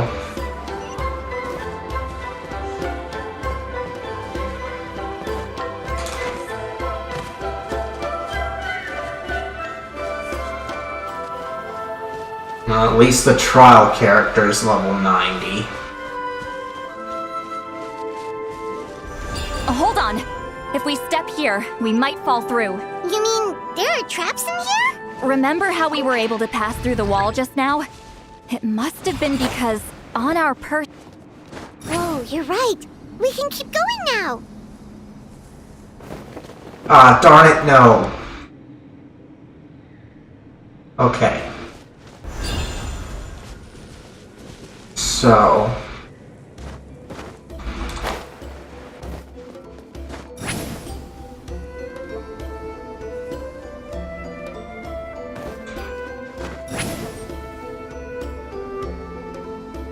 Okay.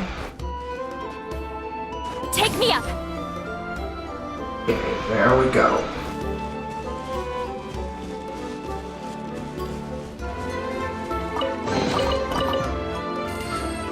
That.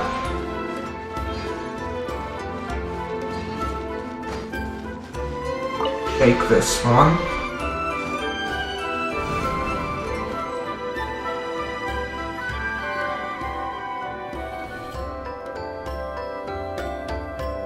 Okay, yellow's probably what we want in here. Wait, what was that? What is this place? Look! A maze made of colors. It's real. I can't believe it. Hold on. The quality of this space. This isn't reality. It's a realm of memory. Huh? Is this the Night Kingdom? No. This is a space constructed using memories as a medium. The principle is similar, but the two are not the same. Correct? Citlali? What? No. It's just a trace of her consciousness left behind after creating this space. Friends, this is my question to you. What is our strongest weapon against the Abyss? In my opinion, it's memory. After all, is it not after losing the capacity for memory, love, and compassion that our enemies fell to the Abyss? That is why, with our memories, we possess a power the Abyss cannot hope to match. I have discovered the perfect medium for us to wield that weapon. You know it as color. The more cherished the memory, the more vivid its color. As memories disappear, their color fades first. That is why color is the best vehicle to wield the power of memory, guided by vibrant colors. Your capacity for memory is what will allow you to navigate this maze. Without that capacity, enemies will fail to cross the barrier in front of them and be trapped here for eternity. So, be brave, my friends, and march forward. Any ideas, Citlali? Sounds like she left a tutorial. Not surprising. She always did have to handhold her talentless students. Follow me. Okay, so... it's likely that I need these yellow things.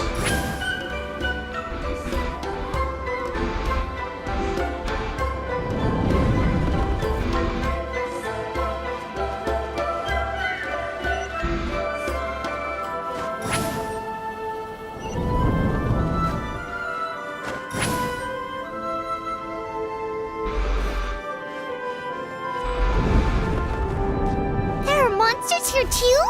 Abyss creatures. Likely trapped here for some time. Looks like a few monsters made it out of the battle all those years ago.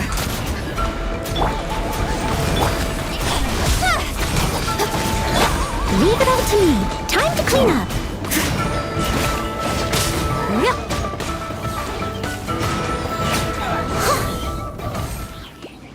Okay.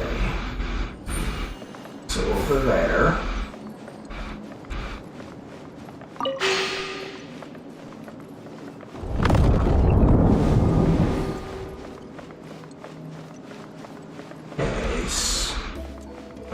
want to say here.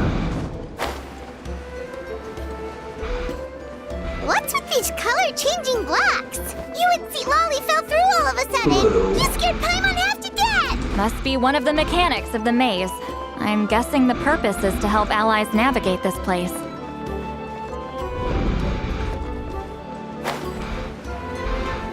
Oh no, more monsters? Ah, shoot. They're blocking the way forward. Let's get rid of them.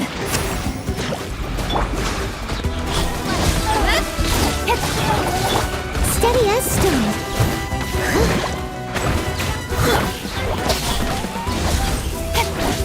Cut to the chase. Nice and spicy. Odds reveal. Incoming.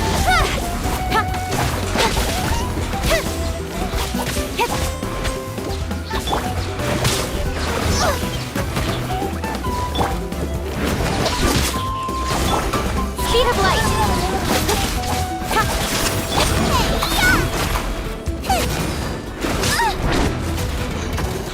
Leave it all to me, as a dutiful maid would.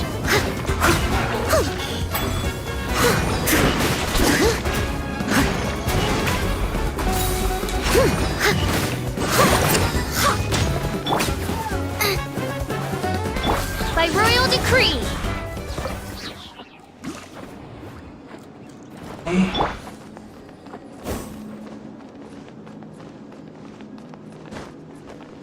Alright, so it's this one.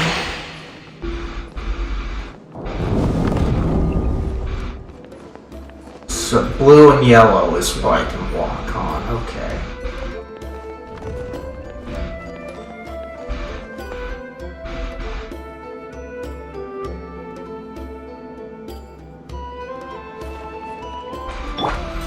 This place is so pretty. If not for those monsters, Paimon would have never guessed this was a battlefield. The showmanship's not bad, I'll give her that.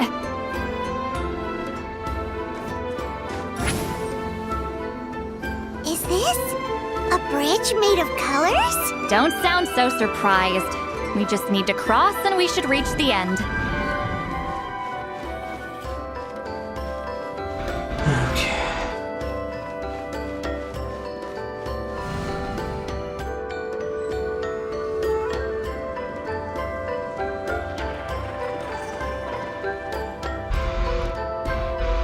We're out! Looks like we made it through the maze. Hold on. This is... Whoa, so pretty! The thing inside the sphere looks exactly like the maze! It's like a miniature blueprint made from a special dye. That color. The dye was modified using a secret technique to harness the power of memories and create mazes like the one we just witnessed. Without that power, it's just a normal dye, but the color it produces is still quite rare. I would say this is the most direct evidence that the Battle of Seven Colors actually took place. The expert has spoken!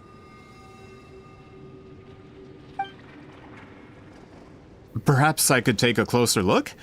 It's an important piece of physical evidence, after all. No, you may not.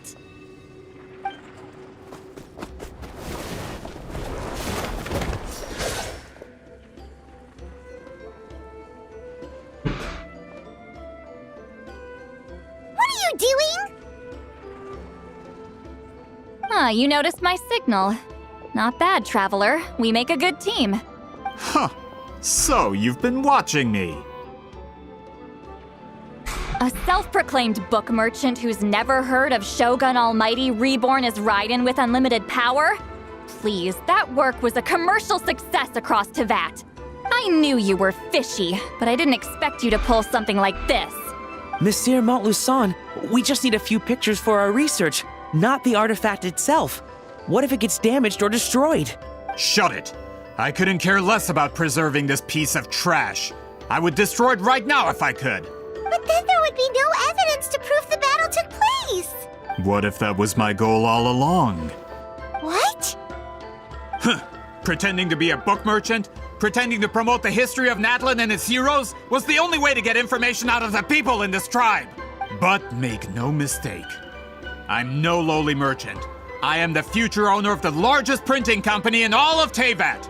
But the dye in that sphere ruined all my plans before they could even get off the ground. We've received a report that your advertisement in the paper makes false claims. Fontaine Law demands it be taken down immediately. False claims? The dye I advertised is an unprecedented innovation. It produces colors of unmatched radiance. Unfortunately, its qualities are neither unprecedented nor unmatched. According to the lady who made the report, she saw a woven scroll in Natlan made with a similar dye. Even more miraculous, that substance dates back hundreds of years. How? Creating this dye is the culmination of my entire life's work. You're telling me I'm hundreds of years too late? Calm down, sir. Sorry, it's just... I know this product will be a hit. The economic boost to Fontaine will be huge. We just need to advertise it as written. Fontaine's publishing industry is one of the best in the world. All we need to do is publish something in the paper, and all of Teyvat will think it was our invention first. We don't need to worry about more reports. Fontaine is far more advanced than Natlan. No one will believe such an innovative product could come from a place like that. That goes against all of Fontaine's advertisement regulations. We can't do that. What if I give you a portion of the profits? All you have to do is let the advertisement stay. And I feel like punching you in the face. You're trying to bribe me? Careful. I'm dangerously close to reporting this to Monsieur Novelette. I knew if I was just allowed to market my product, it would be a hit. A bestseller even. I would be a giant in the printing industry. But now, no one will see it as anything more than a poor imitation marketed centuries too late. No matter how good the product actually is, not a single one will sell.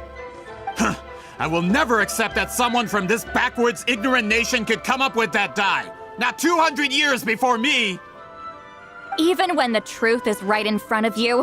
Ha! Truth is in the eye of the beholder. I'm already in the printing industry. I can go into publishing, no problem. All I have to do is destroy this sphere, write a detailed report about my findings, and publish it around the world. Then, the so-called truth becomes your word against mine. Once my report is accepted as fact, no one can accuse me of making false claims. Except they'll probably uncover it anyway. That's awful! What happened to restoring the truth of history? That plan hasn't changed. I will continue to spread my truth for all of Teyvat to see. You talk a big game, but did you forget who you're talking to? They go together, so I'm just gonna take the top one. You mean a hero of Natlan who's not actually from Natlan? And a great shaman who, according to rumor, abandoned her tribe long ago? From a practical perspective, there's no reason for either of you to stand against me. Shows what you know. Oh, since you like rumors so much, have you heard the one about what happens to people who get on my bad side? Ah, the wrath of Granny Itzli. Like I said, our interests aren't at odds. I knew from the beginning that you would accept my invitation, considering Huitzilin was your rival. You've lived longer than her, you're far stronger than her, and yet, she has always been more revered than you. Now, that can change. With the backing of the printing industry, I can take any book and send it to all four corners of Teyvat. This part of Natlan's history will be mine to tell. And in my version, I can erase the Battle of Seven Colors. You can be the one to have all the glory. That's not real history. That's a no then? Your history means nothing to me. But it's not allowed to stand in the way of my Mora. Done running your mouth? Good. Before handing you over to the tribe, I think I'll have my way with you first. Teach him a lesson and make it stick. If this comes to a fight, per my contract, you're gonna have to go through me. I wish you guys would side with me in this. Yeah, it is. I'm guessing you haven't played before, Julie? Because it is a fun game. But where I'm at, it kind of gets boring because there's nothing to do. Like, sure, I've got a lot more than other people I could do, but at this point in time, I'm just doing things like this and possibly grinding until more story content comes out because I play games for the story. That's right. I didn't pay all that Mora for nothing. But how are you doing, Julie? And did you check out the question of the day?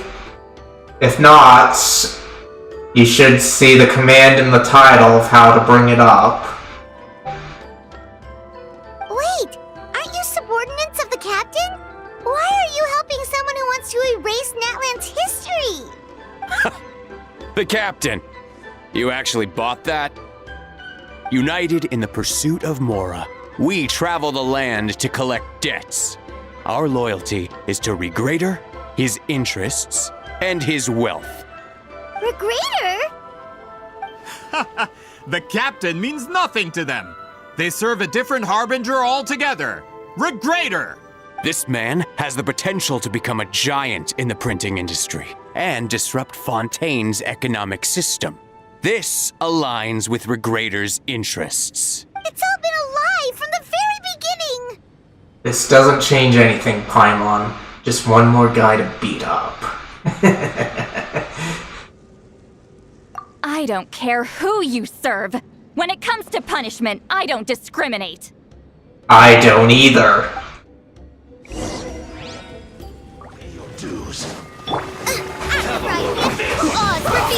Got lucky that time. Don't blink! With sword comes shadow. Almost.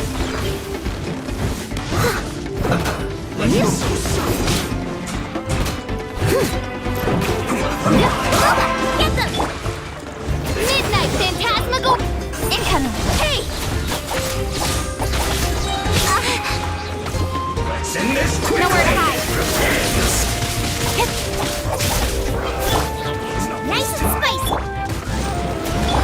Speed of light! Steady as stone.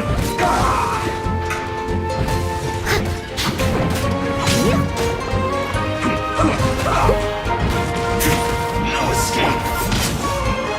By royal decree! Incoming! Cut to the chase! Send this quickly. There we go. Easy time for a break yet. Right idea.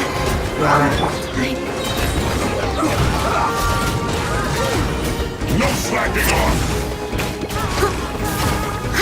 You need it. Goba, get them!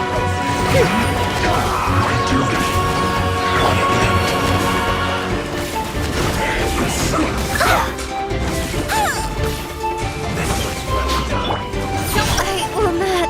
Darn it. Let's end this quickly. You two! Time to end them! Steady as stone.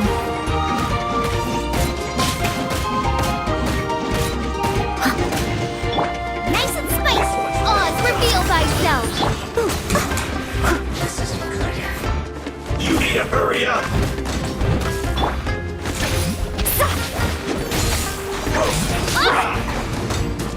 Show no mercy! I must leave no stone unturned. You need to hurry up. This one's well done. Shadow Raven, let night fall. Roasted. Right hand into the fire. You need to hurry up. This one's well done.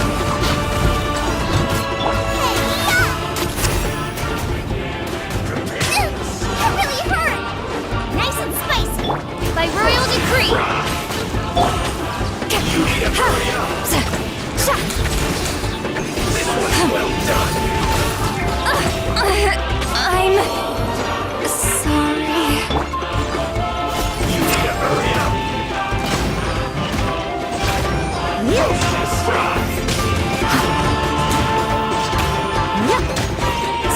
Assistance!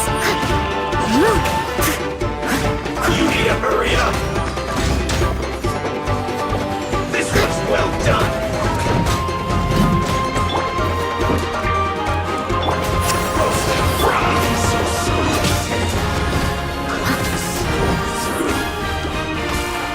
I must leave no stone unturned.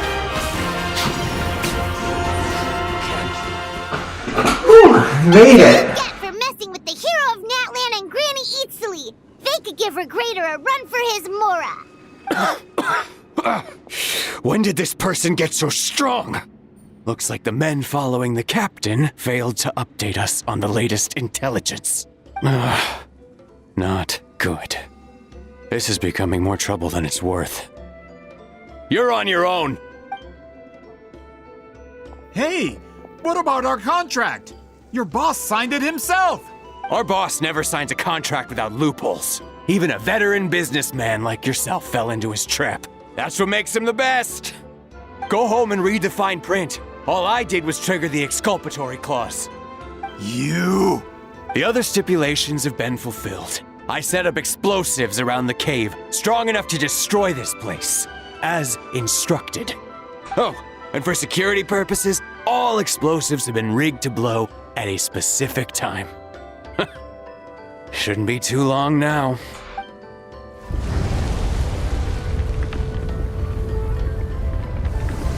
What? This whole place is gonna collapse? You were supposed to wait until I made it out! Are you trying to kill me? That depends on how fast you can run. I'm off.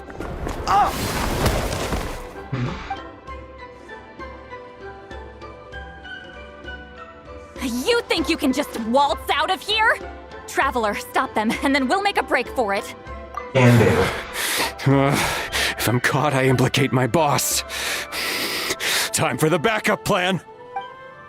Wait, don't!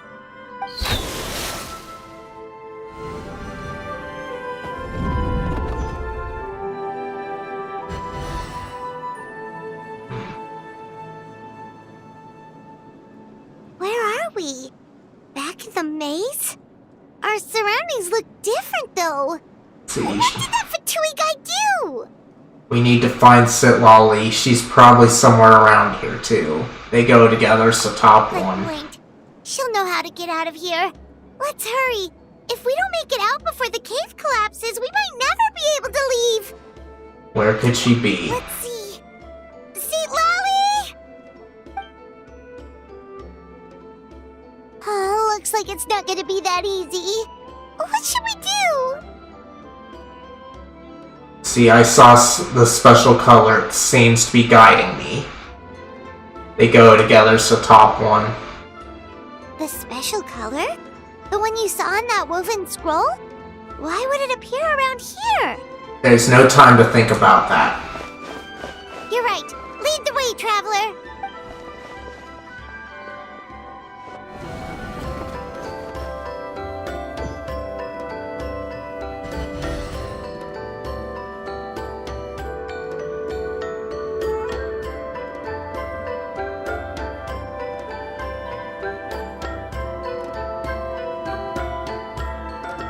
He triggered it just like that? If the technique isn't activated correctly... Instead of a realm of memory, the subjects in question will be trapped in a temporary space like this. If you cannot escape in time, it's mutually assured destruction. But I can't fault someone for using it as a last resort. I knew it! Someone of your skill wouldn't leave behind memory fragments just to parrot instructions. You must have the capacity for conscious thought. I appreciate the compliment. It's been a long time, my friend. This is no time for a reunion. The cave outside is about to collapse. I know time flows differently in this place, but that still doesn't leave us much time. Can you help me get out? You misunderstand, Citlali.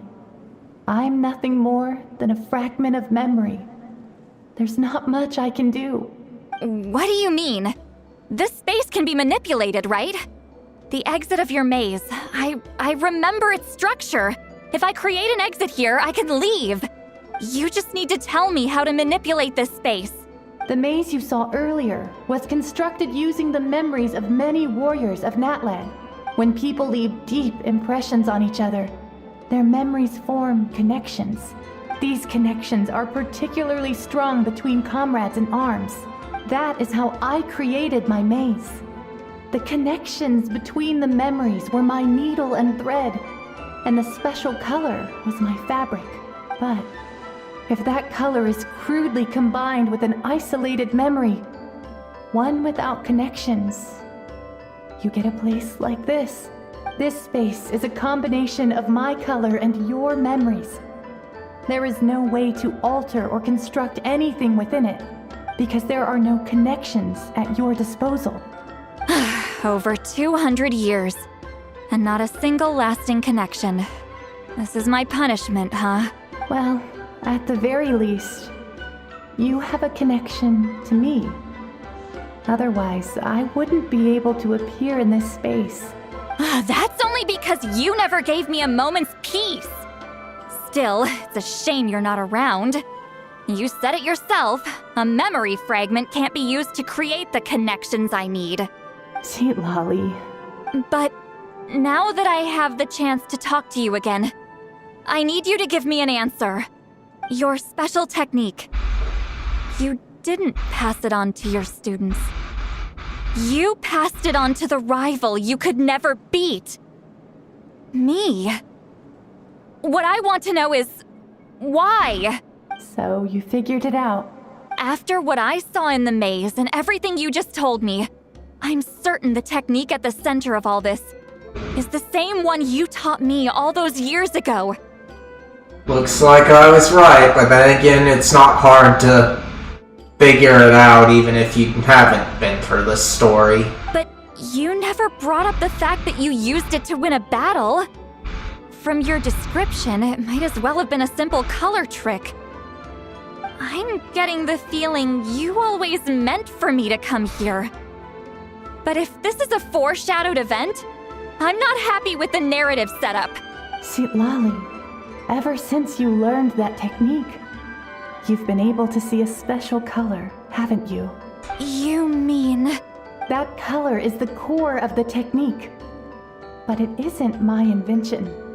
It's something I discovered in the work of our ancestors. More specifically, you could call it the color of memories. In truth, passing on the technique is a process of using that color to tint another person's memories. Yes, the technique has the power to decide victory. But in my opinion, the capacity to add color to someone's memories is where the true value lies. You are fated to live a far longer life than me, Citlali. I couldn't bear the thought of all those years existing as a blank canvas in your memory. So I wanted to leave a little color behind. Your color, you mean? One day, you too will want to leave behind your color in someone else's memory. When that day comes, you will understand my decision.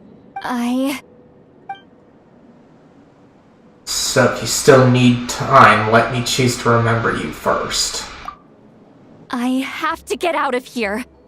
That's the only way to rescue them.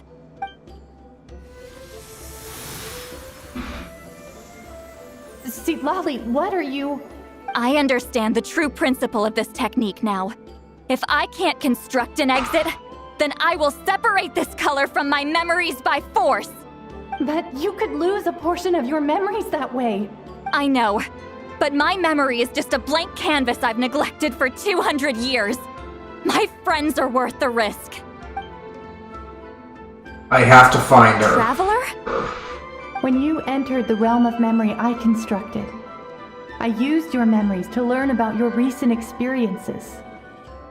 I have a feeling you're the one who will be saved this time.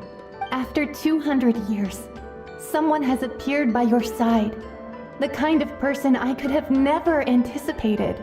The Night Kingdom harbors Natlan's memories, and the Traveler's connection to that realm is incredibly strong, surpassing even the shamans who worship the Lord of the Night. Hey, Emily.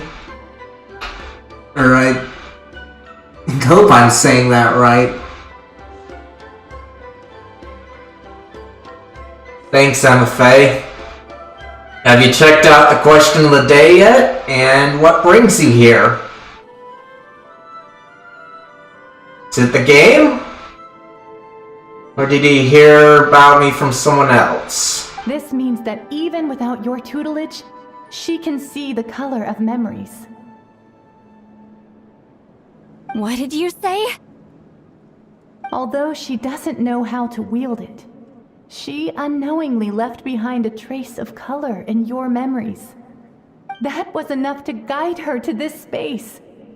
You now have a connection at your disposal.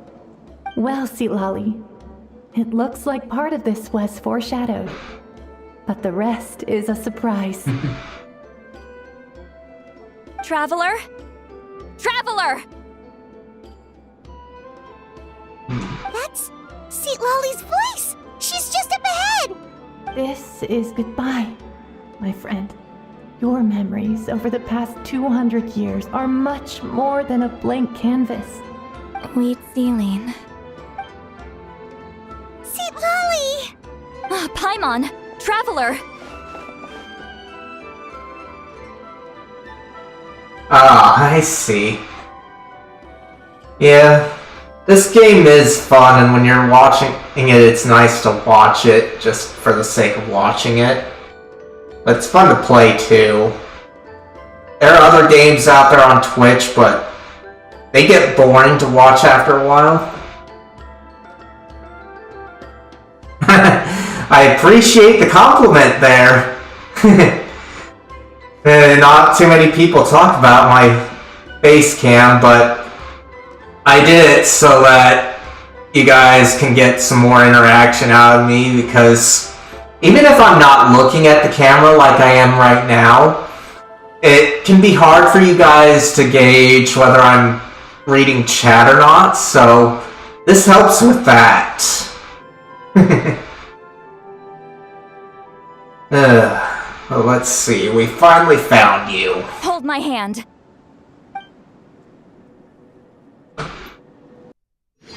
It's going good.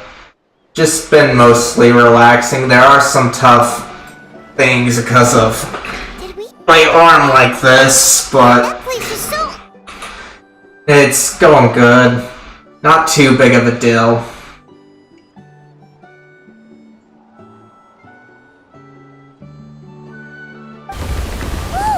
We made it out just in time!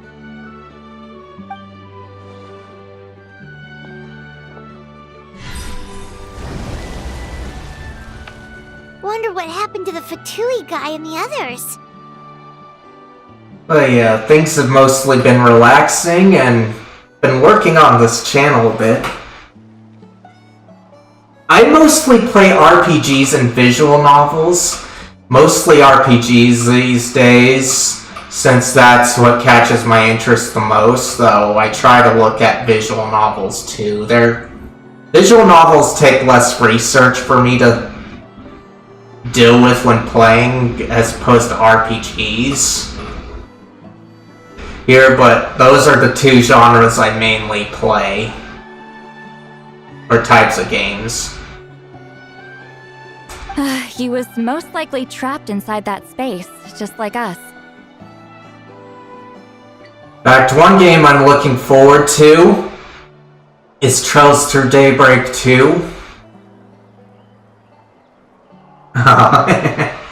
You're into Souls games, huh? Then you might like Wuthering Waves. I haven't played it myself, simply because Souls games and Souls-like combat is what I think will give me a lot of trouble, but I hear Wuthering Waves is pretty much a mix of something like this and the combat of Souls.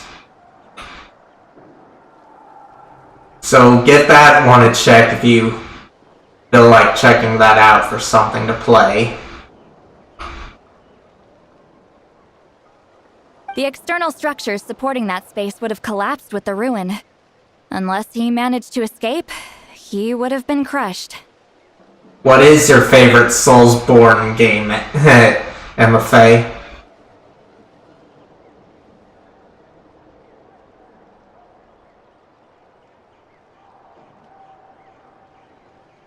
still preferred that to being caught, huh?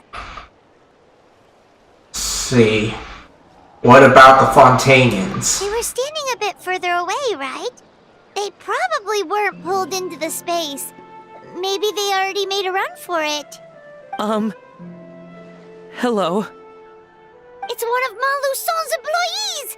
Quick, restrain him!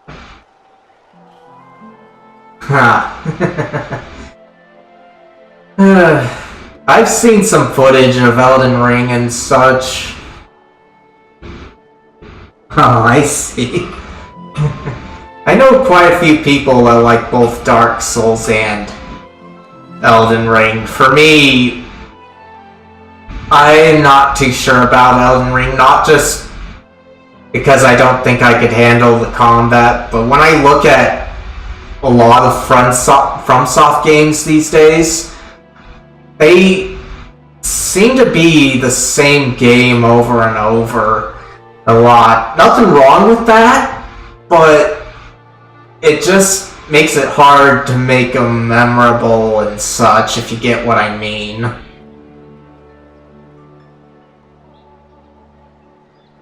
Oh, I can explain. I had no idea Malu-san was such a terrible person.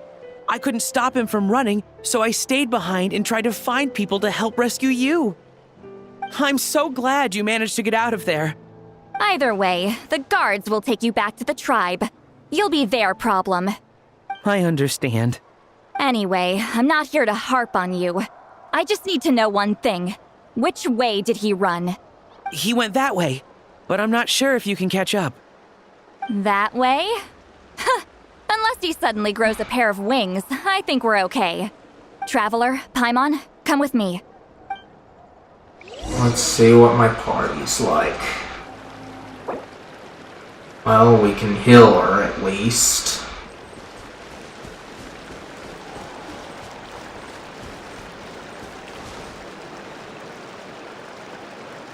No, and it didn't really catch my interest. I'm more of waiting for Trails Through Daybreak 2 at this point. Hey, it's Elder Tlapo and a group of Victomisaurs! They caught Maluson! My reasoning for it is I don't really like the multiplayer online games because I like being able to play solo like this when I can.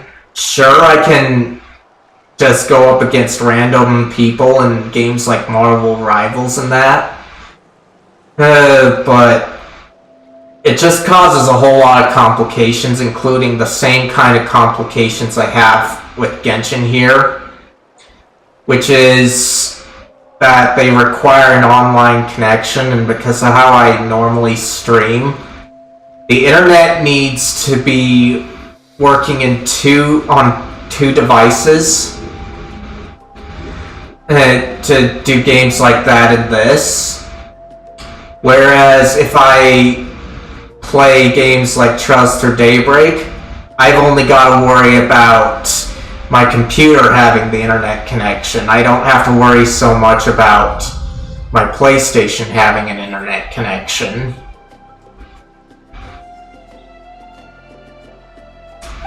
But it does look kind of interesting. Something felt off about him yesterday, so I set a few things in motion. Looks like it's time for that foreshadowing to pay off. My bank balance! No! No!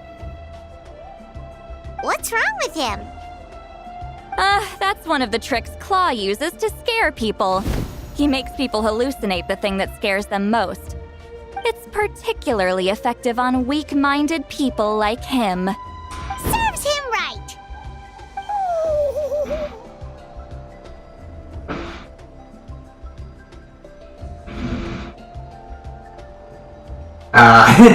Thanks for the recommendation. The other problem with Marvel Rivals is I'm not much of a fan of Marvel or DC. I'm more of a manga fan than anything, and sure, there's some manga and anime dealing with Marvel stuff or things like that. I just don't pay attention to them because I prefer things like this, just like one long story and that has an end, whereas Marvel and DC, they have the tendency to reboot from time to time, so while it's easier to get into them thanks to the reboots and refreshes, it just seems like that there's no overarching story.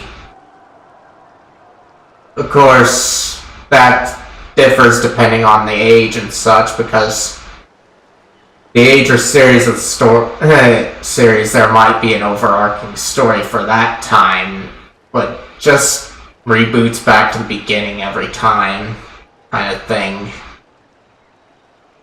I know, it was a lot to ask, making you come all the way out here during the day. The other problem I have with games like that and Fortnite and such is the controls. Was that a declaration? Elder Tlapo didn't appoint us to a whole other task, did he? Forget about him for now. The Ectomisaurs will make sure Montluçon doesn't escape before the guards arrive. In the meantime, we have unfinished business, remember? But if you're here, Starry, there's someone here in chat that also likes Marvel. Starry's my mod. Not too sure they're here right now, but if they are, they can just say something.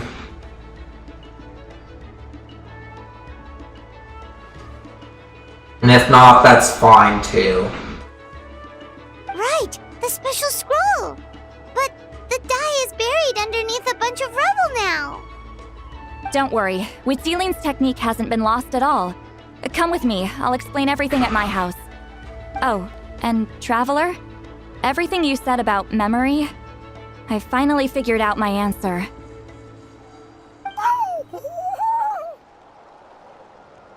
I knew you'd want to tag along. Let's go. Right. So I guess we didn't have a fight to deal with. Fine with me. Let's revive my main attacker.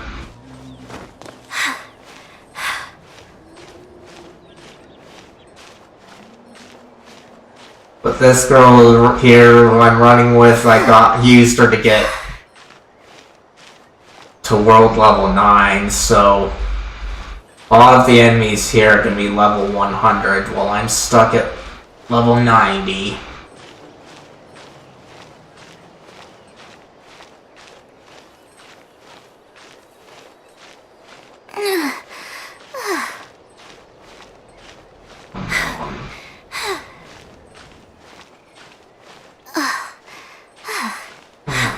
Come on.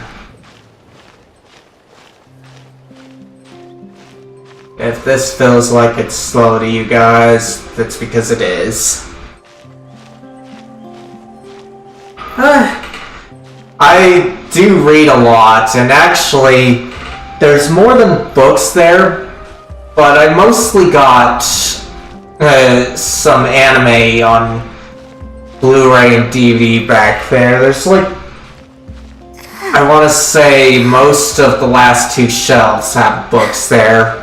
There's another bookcase near me too that has some other books. But yes, I read a lot. So you could say I am. Okay, where is it?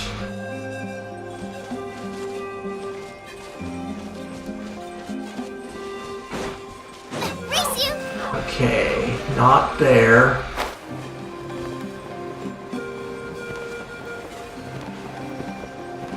Sometimes I hate Natland here.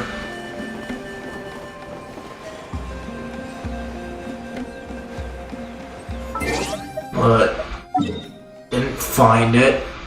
So we're just gonna go here to revive. I could revive her with food, but this is free and cheap.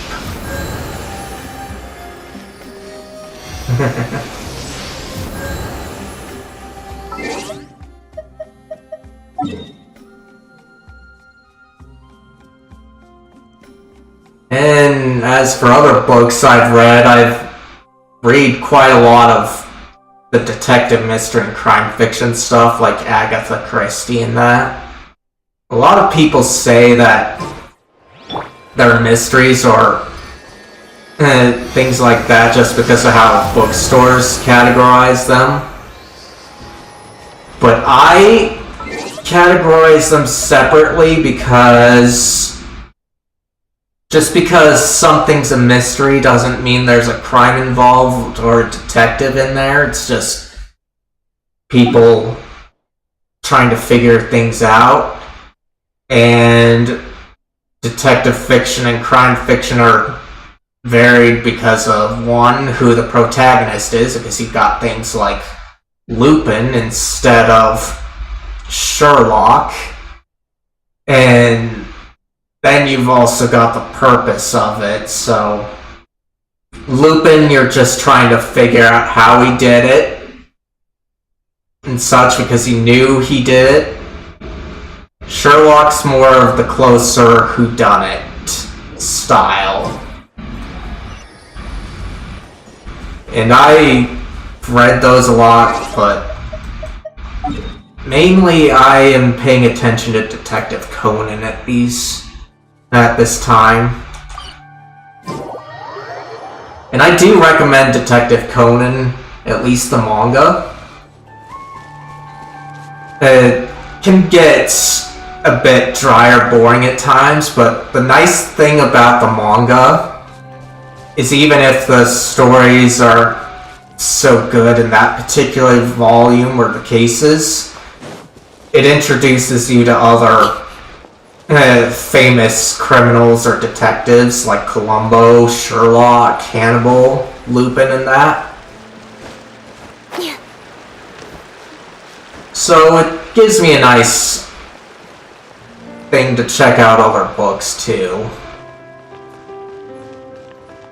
But I do read others stuff from time to time. That's just my main thing that I read.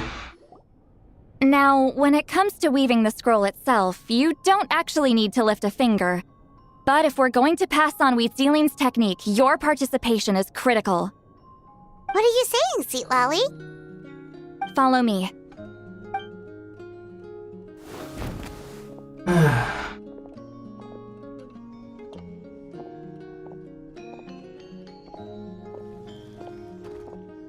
In a lot of times these days, I get books electronically just because they don't take up space. Whoa, look at this place. Do you weave scrolls too?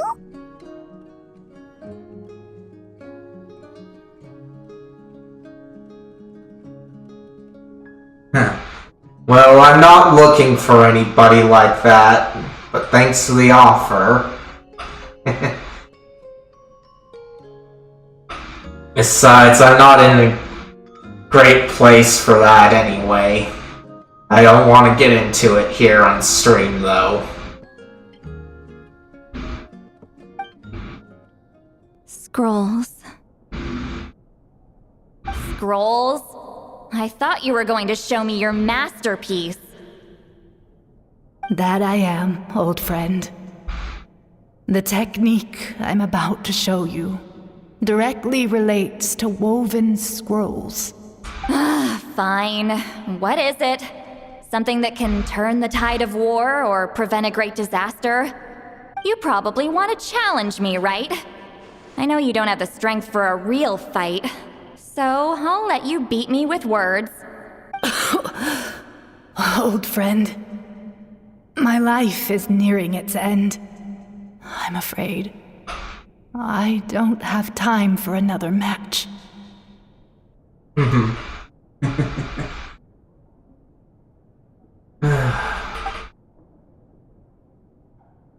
Hey.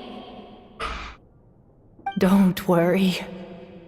I trust in the belief of our tribe that death is not the end, but the beginning of a new existence in the Night Kingdom, where everything is made of memories.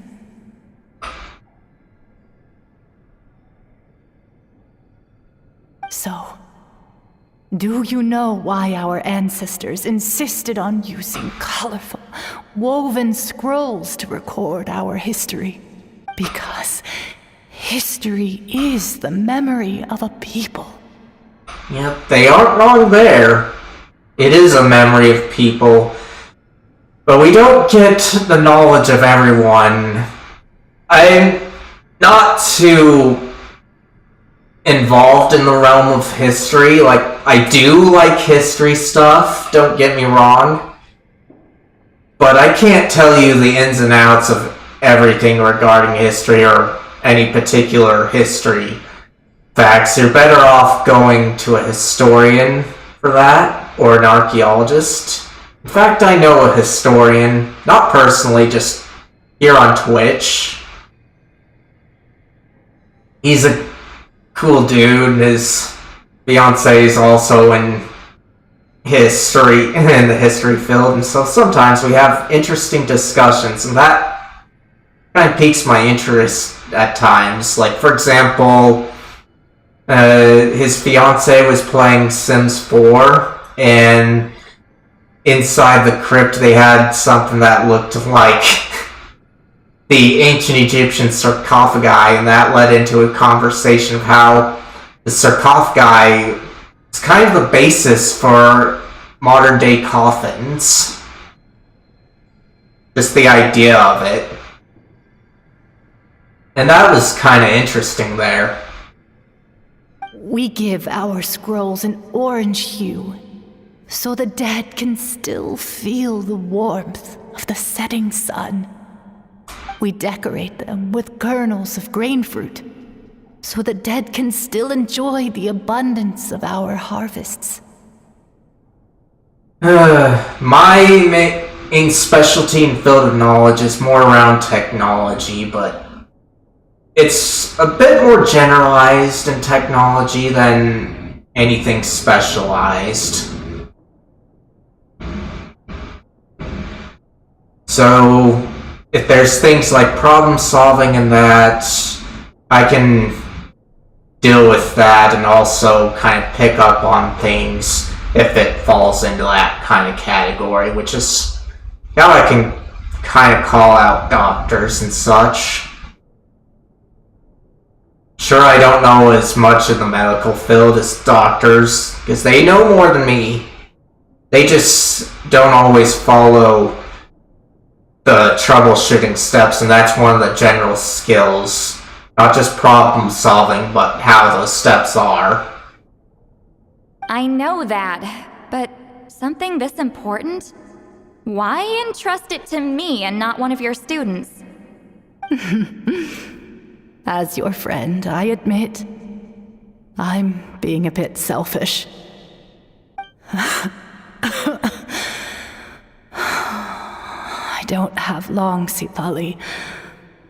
I'm not sure I can truly explain my decision. But I know you will understand one day. For now, will you accept my final request? Just this once. I understand now, Wheatsealing. Just like you said I would. Claw, help me move this outside. I'm going to color it. And since you noted that I was possibly a bookworm in a Fae, I don't do it now, but in the past I've actually written some books myself and kind of published them. Cover art, I don't really want to talk about too much, but when I was doing that, I did the formatting for print and such, and I'm kind of good at that, too, the laying out and designing for print, because I do understand that stuff a bit, just because I took some classes in college for that. And my degree was in computers, just a general computer degree, not anything like computer science and that. But they gave me a few things, like in print, You want to go with the serif fonts because it's just smoother to read, but if you want something to be noticed, you want to use sans serif. And then that's kind of flipped when you're designing for screens.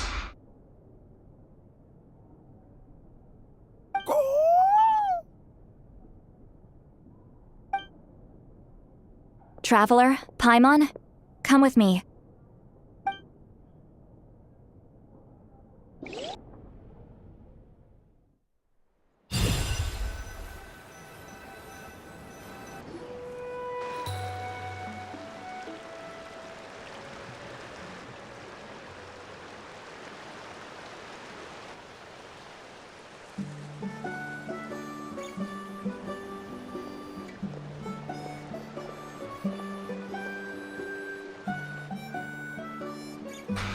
We are like birds, soaring through the horizons of time.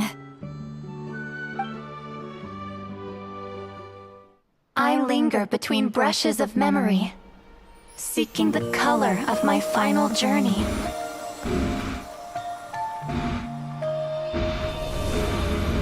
When I get there, may there be feathers to paint the sky, shades of rose.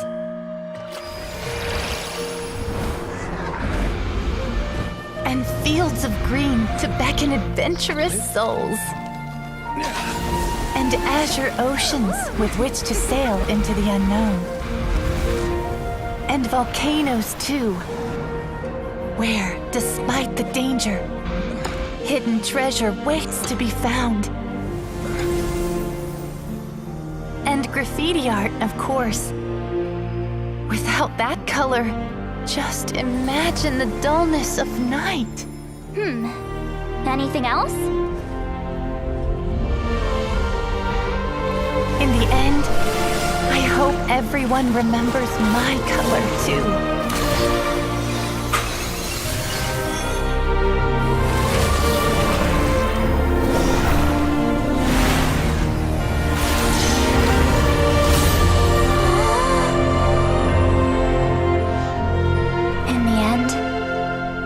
I hope everyone remembers your color too. All in all, it was just a technique for coloring a scroll. The task I'm entrusting to you is much more than that. Farewell, my friend.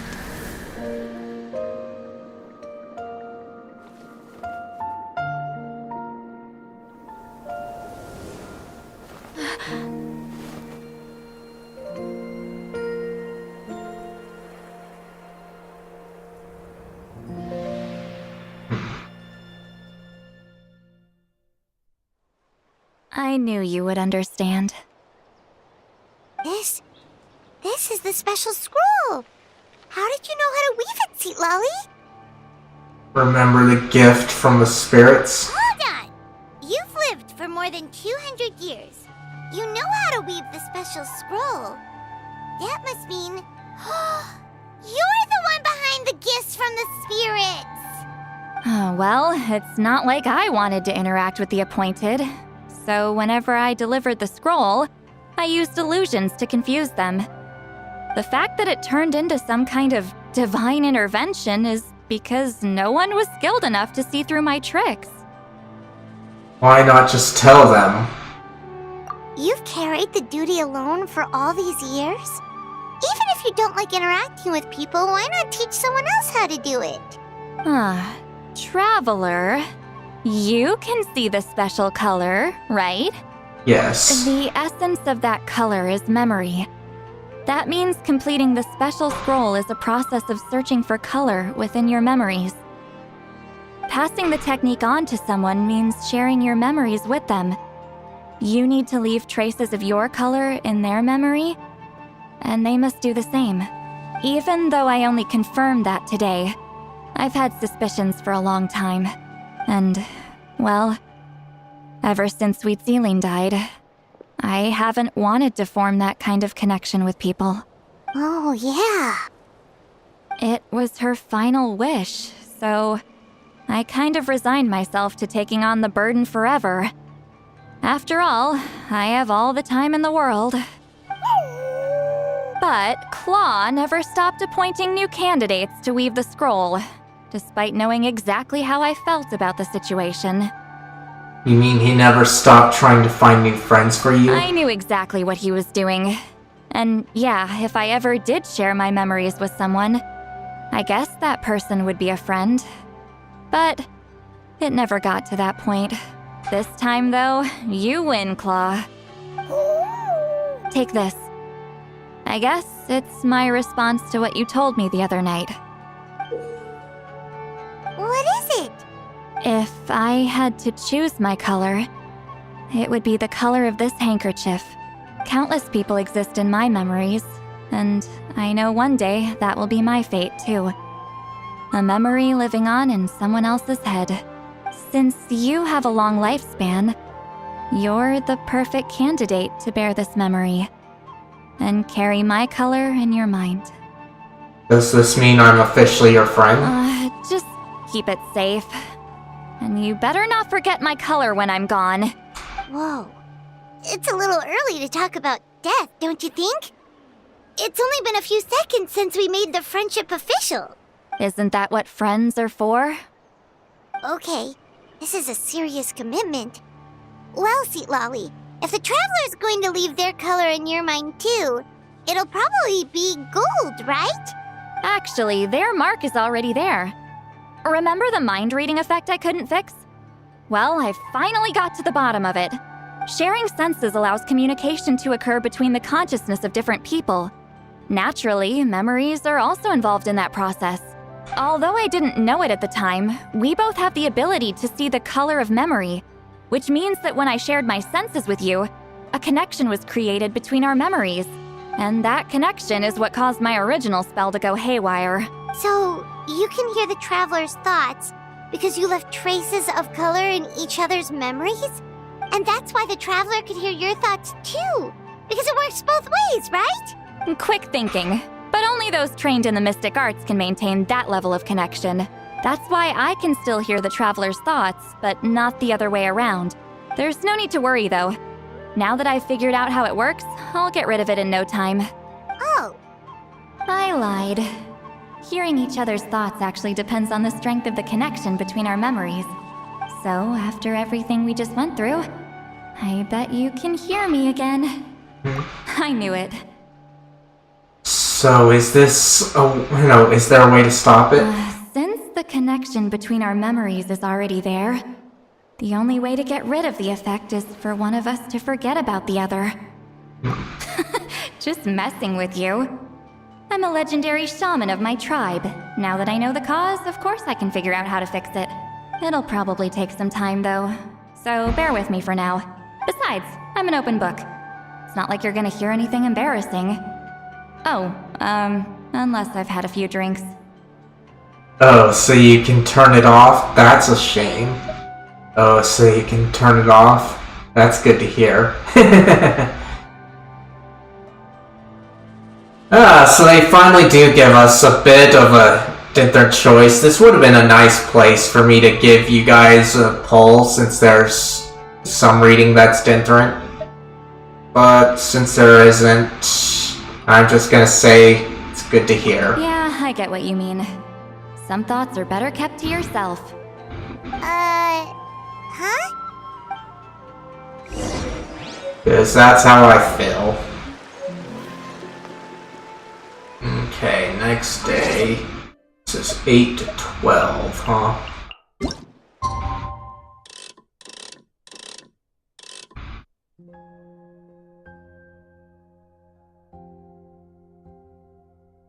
Ah, darn it. Too soon.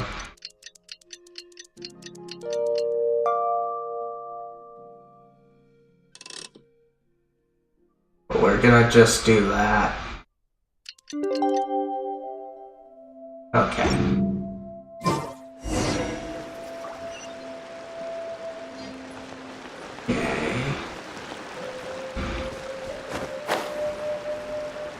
So we're gonna do this.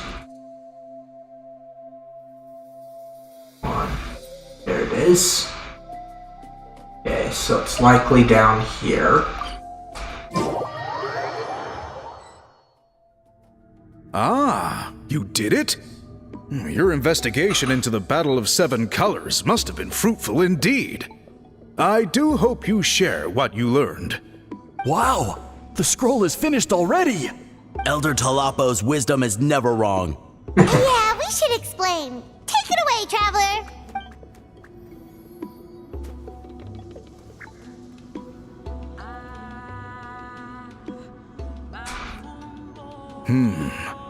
I see. You don't look surprised at all.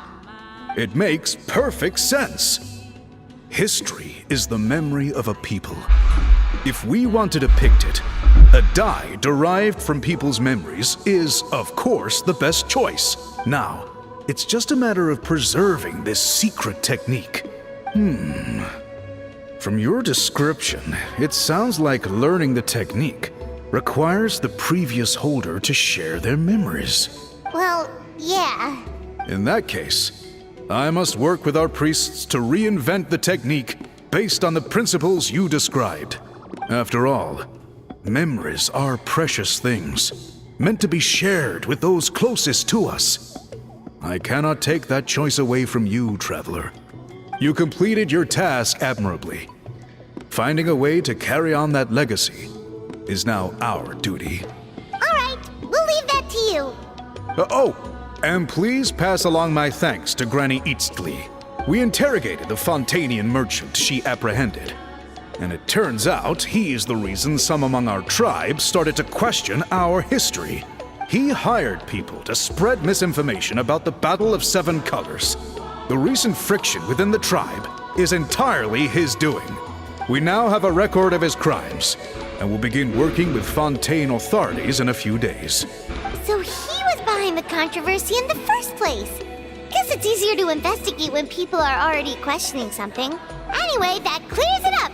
People don't just question their history out of nowhere. See, thank you. Byram will be on our way. Until we meet again.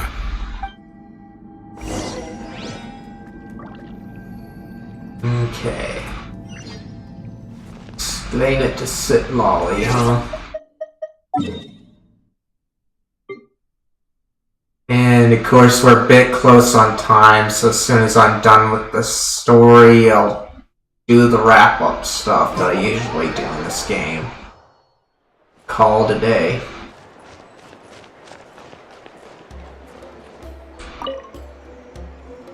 You told him everything, right? Yep, we left out the part about your contribution, but it kinda seemed like Chief Byram saw through us. You could have just said it was a gift from the spirits. Yeah, but Chief Byram deserved something in return for his hard work. I guess he is different from the previous chiefs. But if he figures out it was me all these years, I'm in for a world of trouble. There you are. I've been looking everywhere for you. Oh, it's the other Fontanian researcher. He wasn't taken away with his boss? Please, call me Allier. After questioning, the tribe absolved me of any serious wrongdoing, so here I am. I'll be heading back to Fontaine soon. No employer means no funding, after all. But I wanted to finish my investigation first.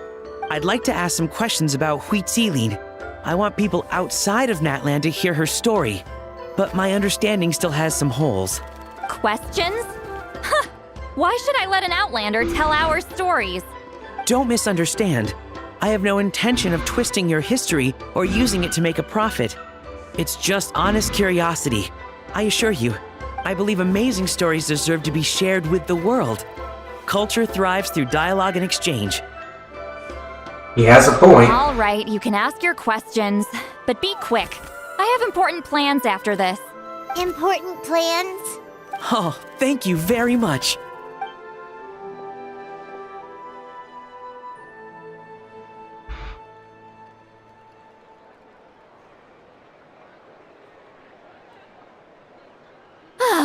Another day, another drained social battery.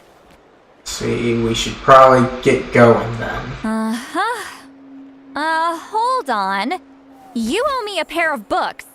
Oh, that! When it comes to light novels, your memory is like a steel trap, huh? Books that are rare will take some time to find. Ah, you're telling me. Yeah, it's not gonna be easy. You might need to go to Yai Publishing House in person. But I don't need them right away. Just don't forget, okay? Of course! We'll get them sent to you as soon as we can! Sent to me? Nuh-uh. I don't want a stranger knocking on my door when I'm hungover. Here, just take this. And this is? The key to my house. Don't bother knocking next time. You'll You'll distract me, huh?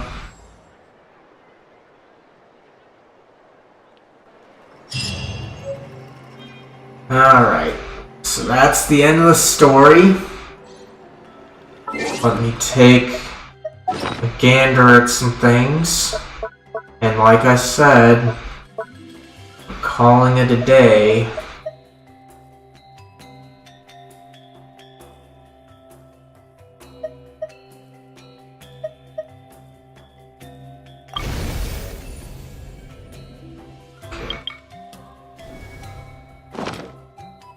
Alright.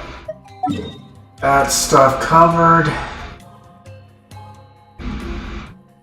It's now time to deal with this. I hate how they do Natlan here, but that's how it is.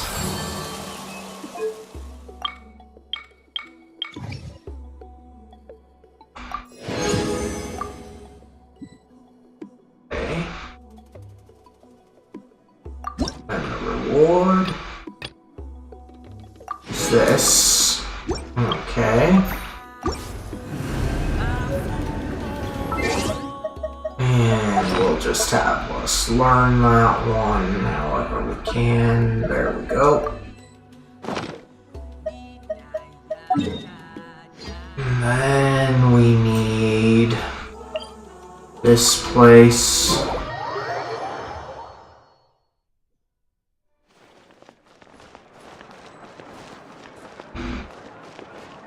Ad Astra. Claim this. Alright. And then let me check on my health so I can put, yep, everything's right. So we're gonna go back to Mondstadt. It's where I feel most at home.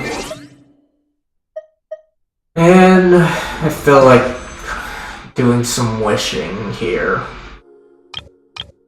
And trying to get Cloren here just because of her exploration specialty.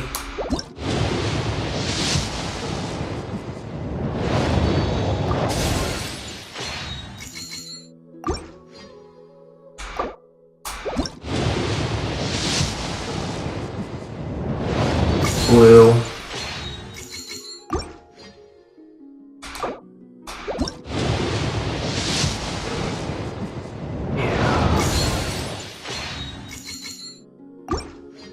Okay, now it looks like all the wishes that I can do here on stream. So I am gonna call it a day here. I thank you all for coming. If you're watching this on YouTube and you enjoyed this, be sure to leave a like and share this with anybody else that you think might like this. And if you'd like the chance to chill with me again, be sure to hit that subscribe button and bell notification to hopefully be notified when I'll be streaming again. And also don't forget about the question of the day, which was... Come on. Let's see. Which was, what would you like to do when you retire? Be sure to leave that in the comments now, since we're at the end of the stream. The answer to that. And if you're on Twitch, you guys know what to do.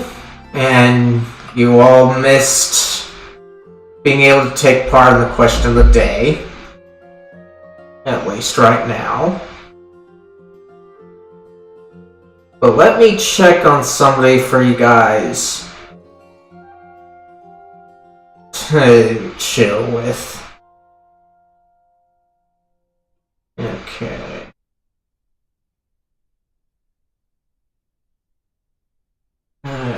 Let's check here first. I've got a few channels that I can look into. Okay, nobody live on that end. What about over here? Because they've got it. Okay, no stream from that person. What about in here? Alright, nobody. And let me check on somebody else that's streaming this title. Okay. So we got somebody doing Lantern Rite.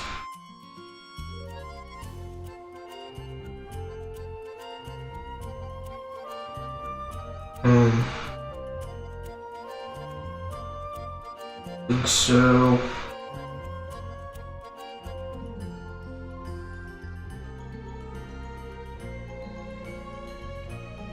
Okay.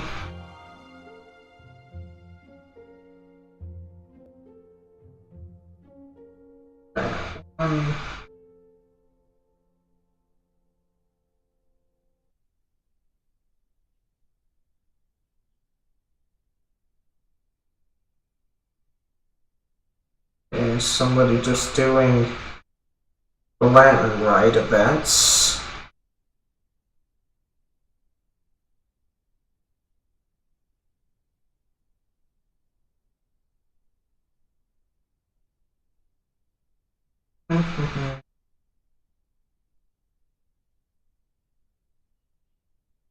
Let's see, I think we are going to raid a Steven UK. Not too sure what they're doing aside from the giveaway. So hopefully you enjoy them.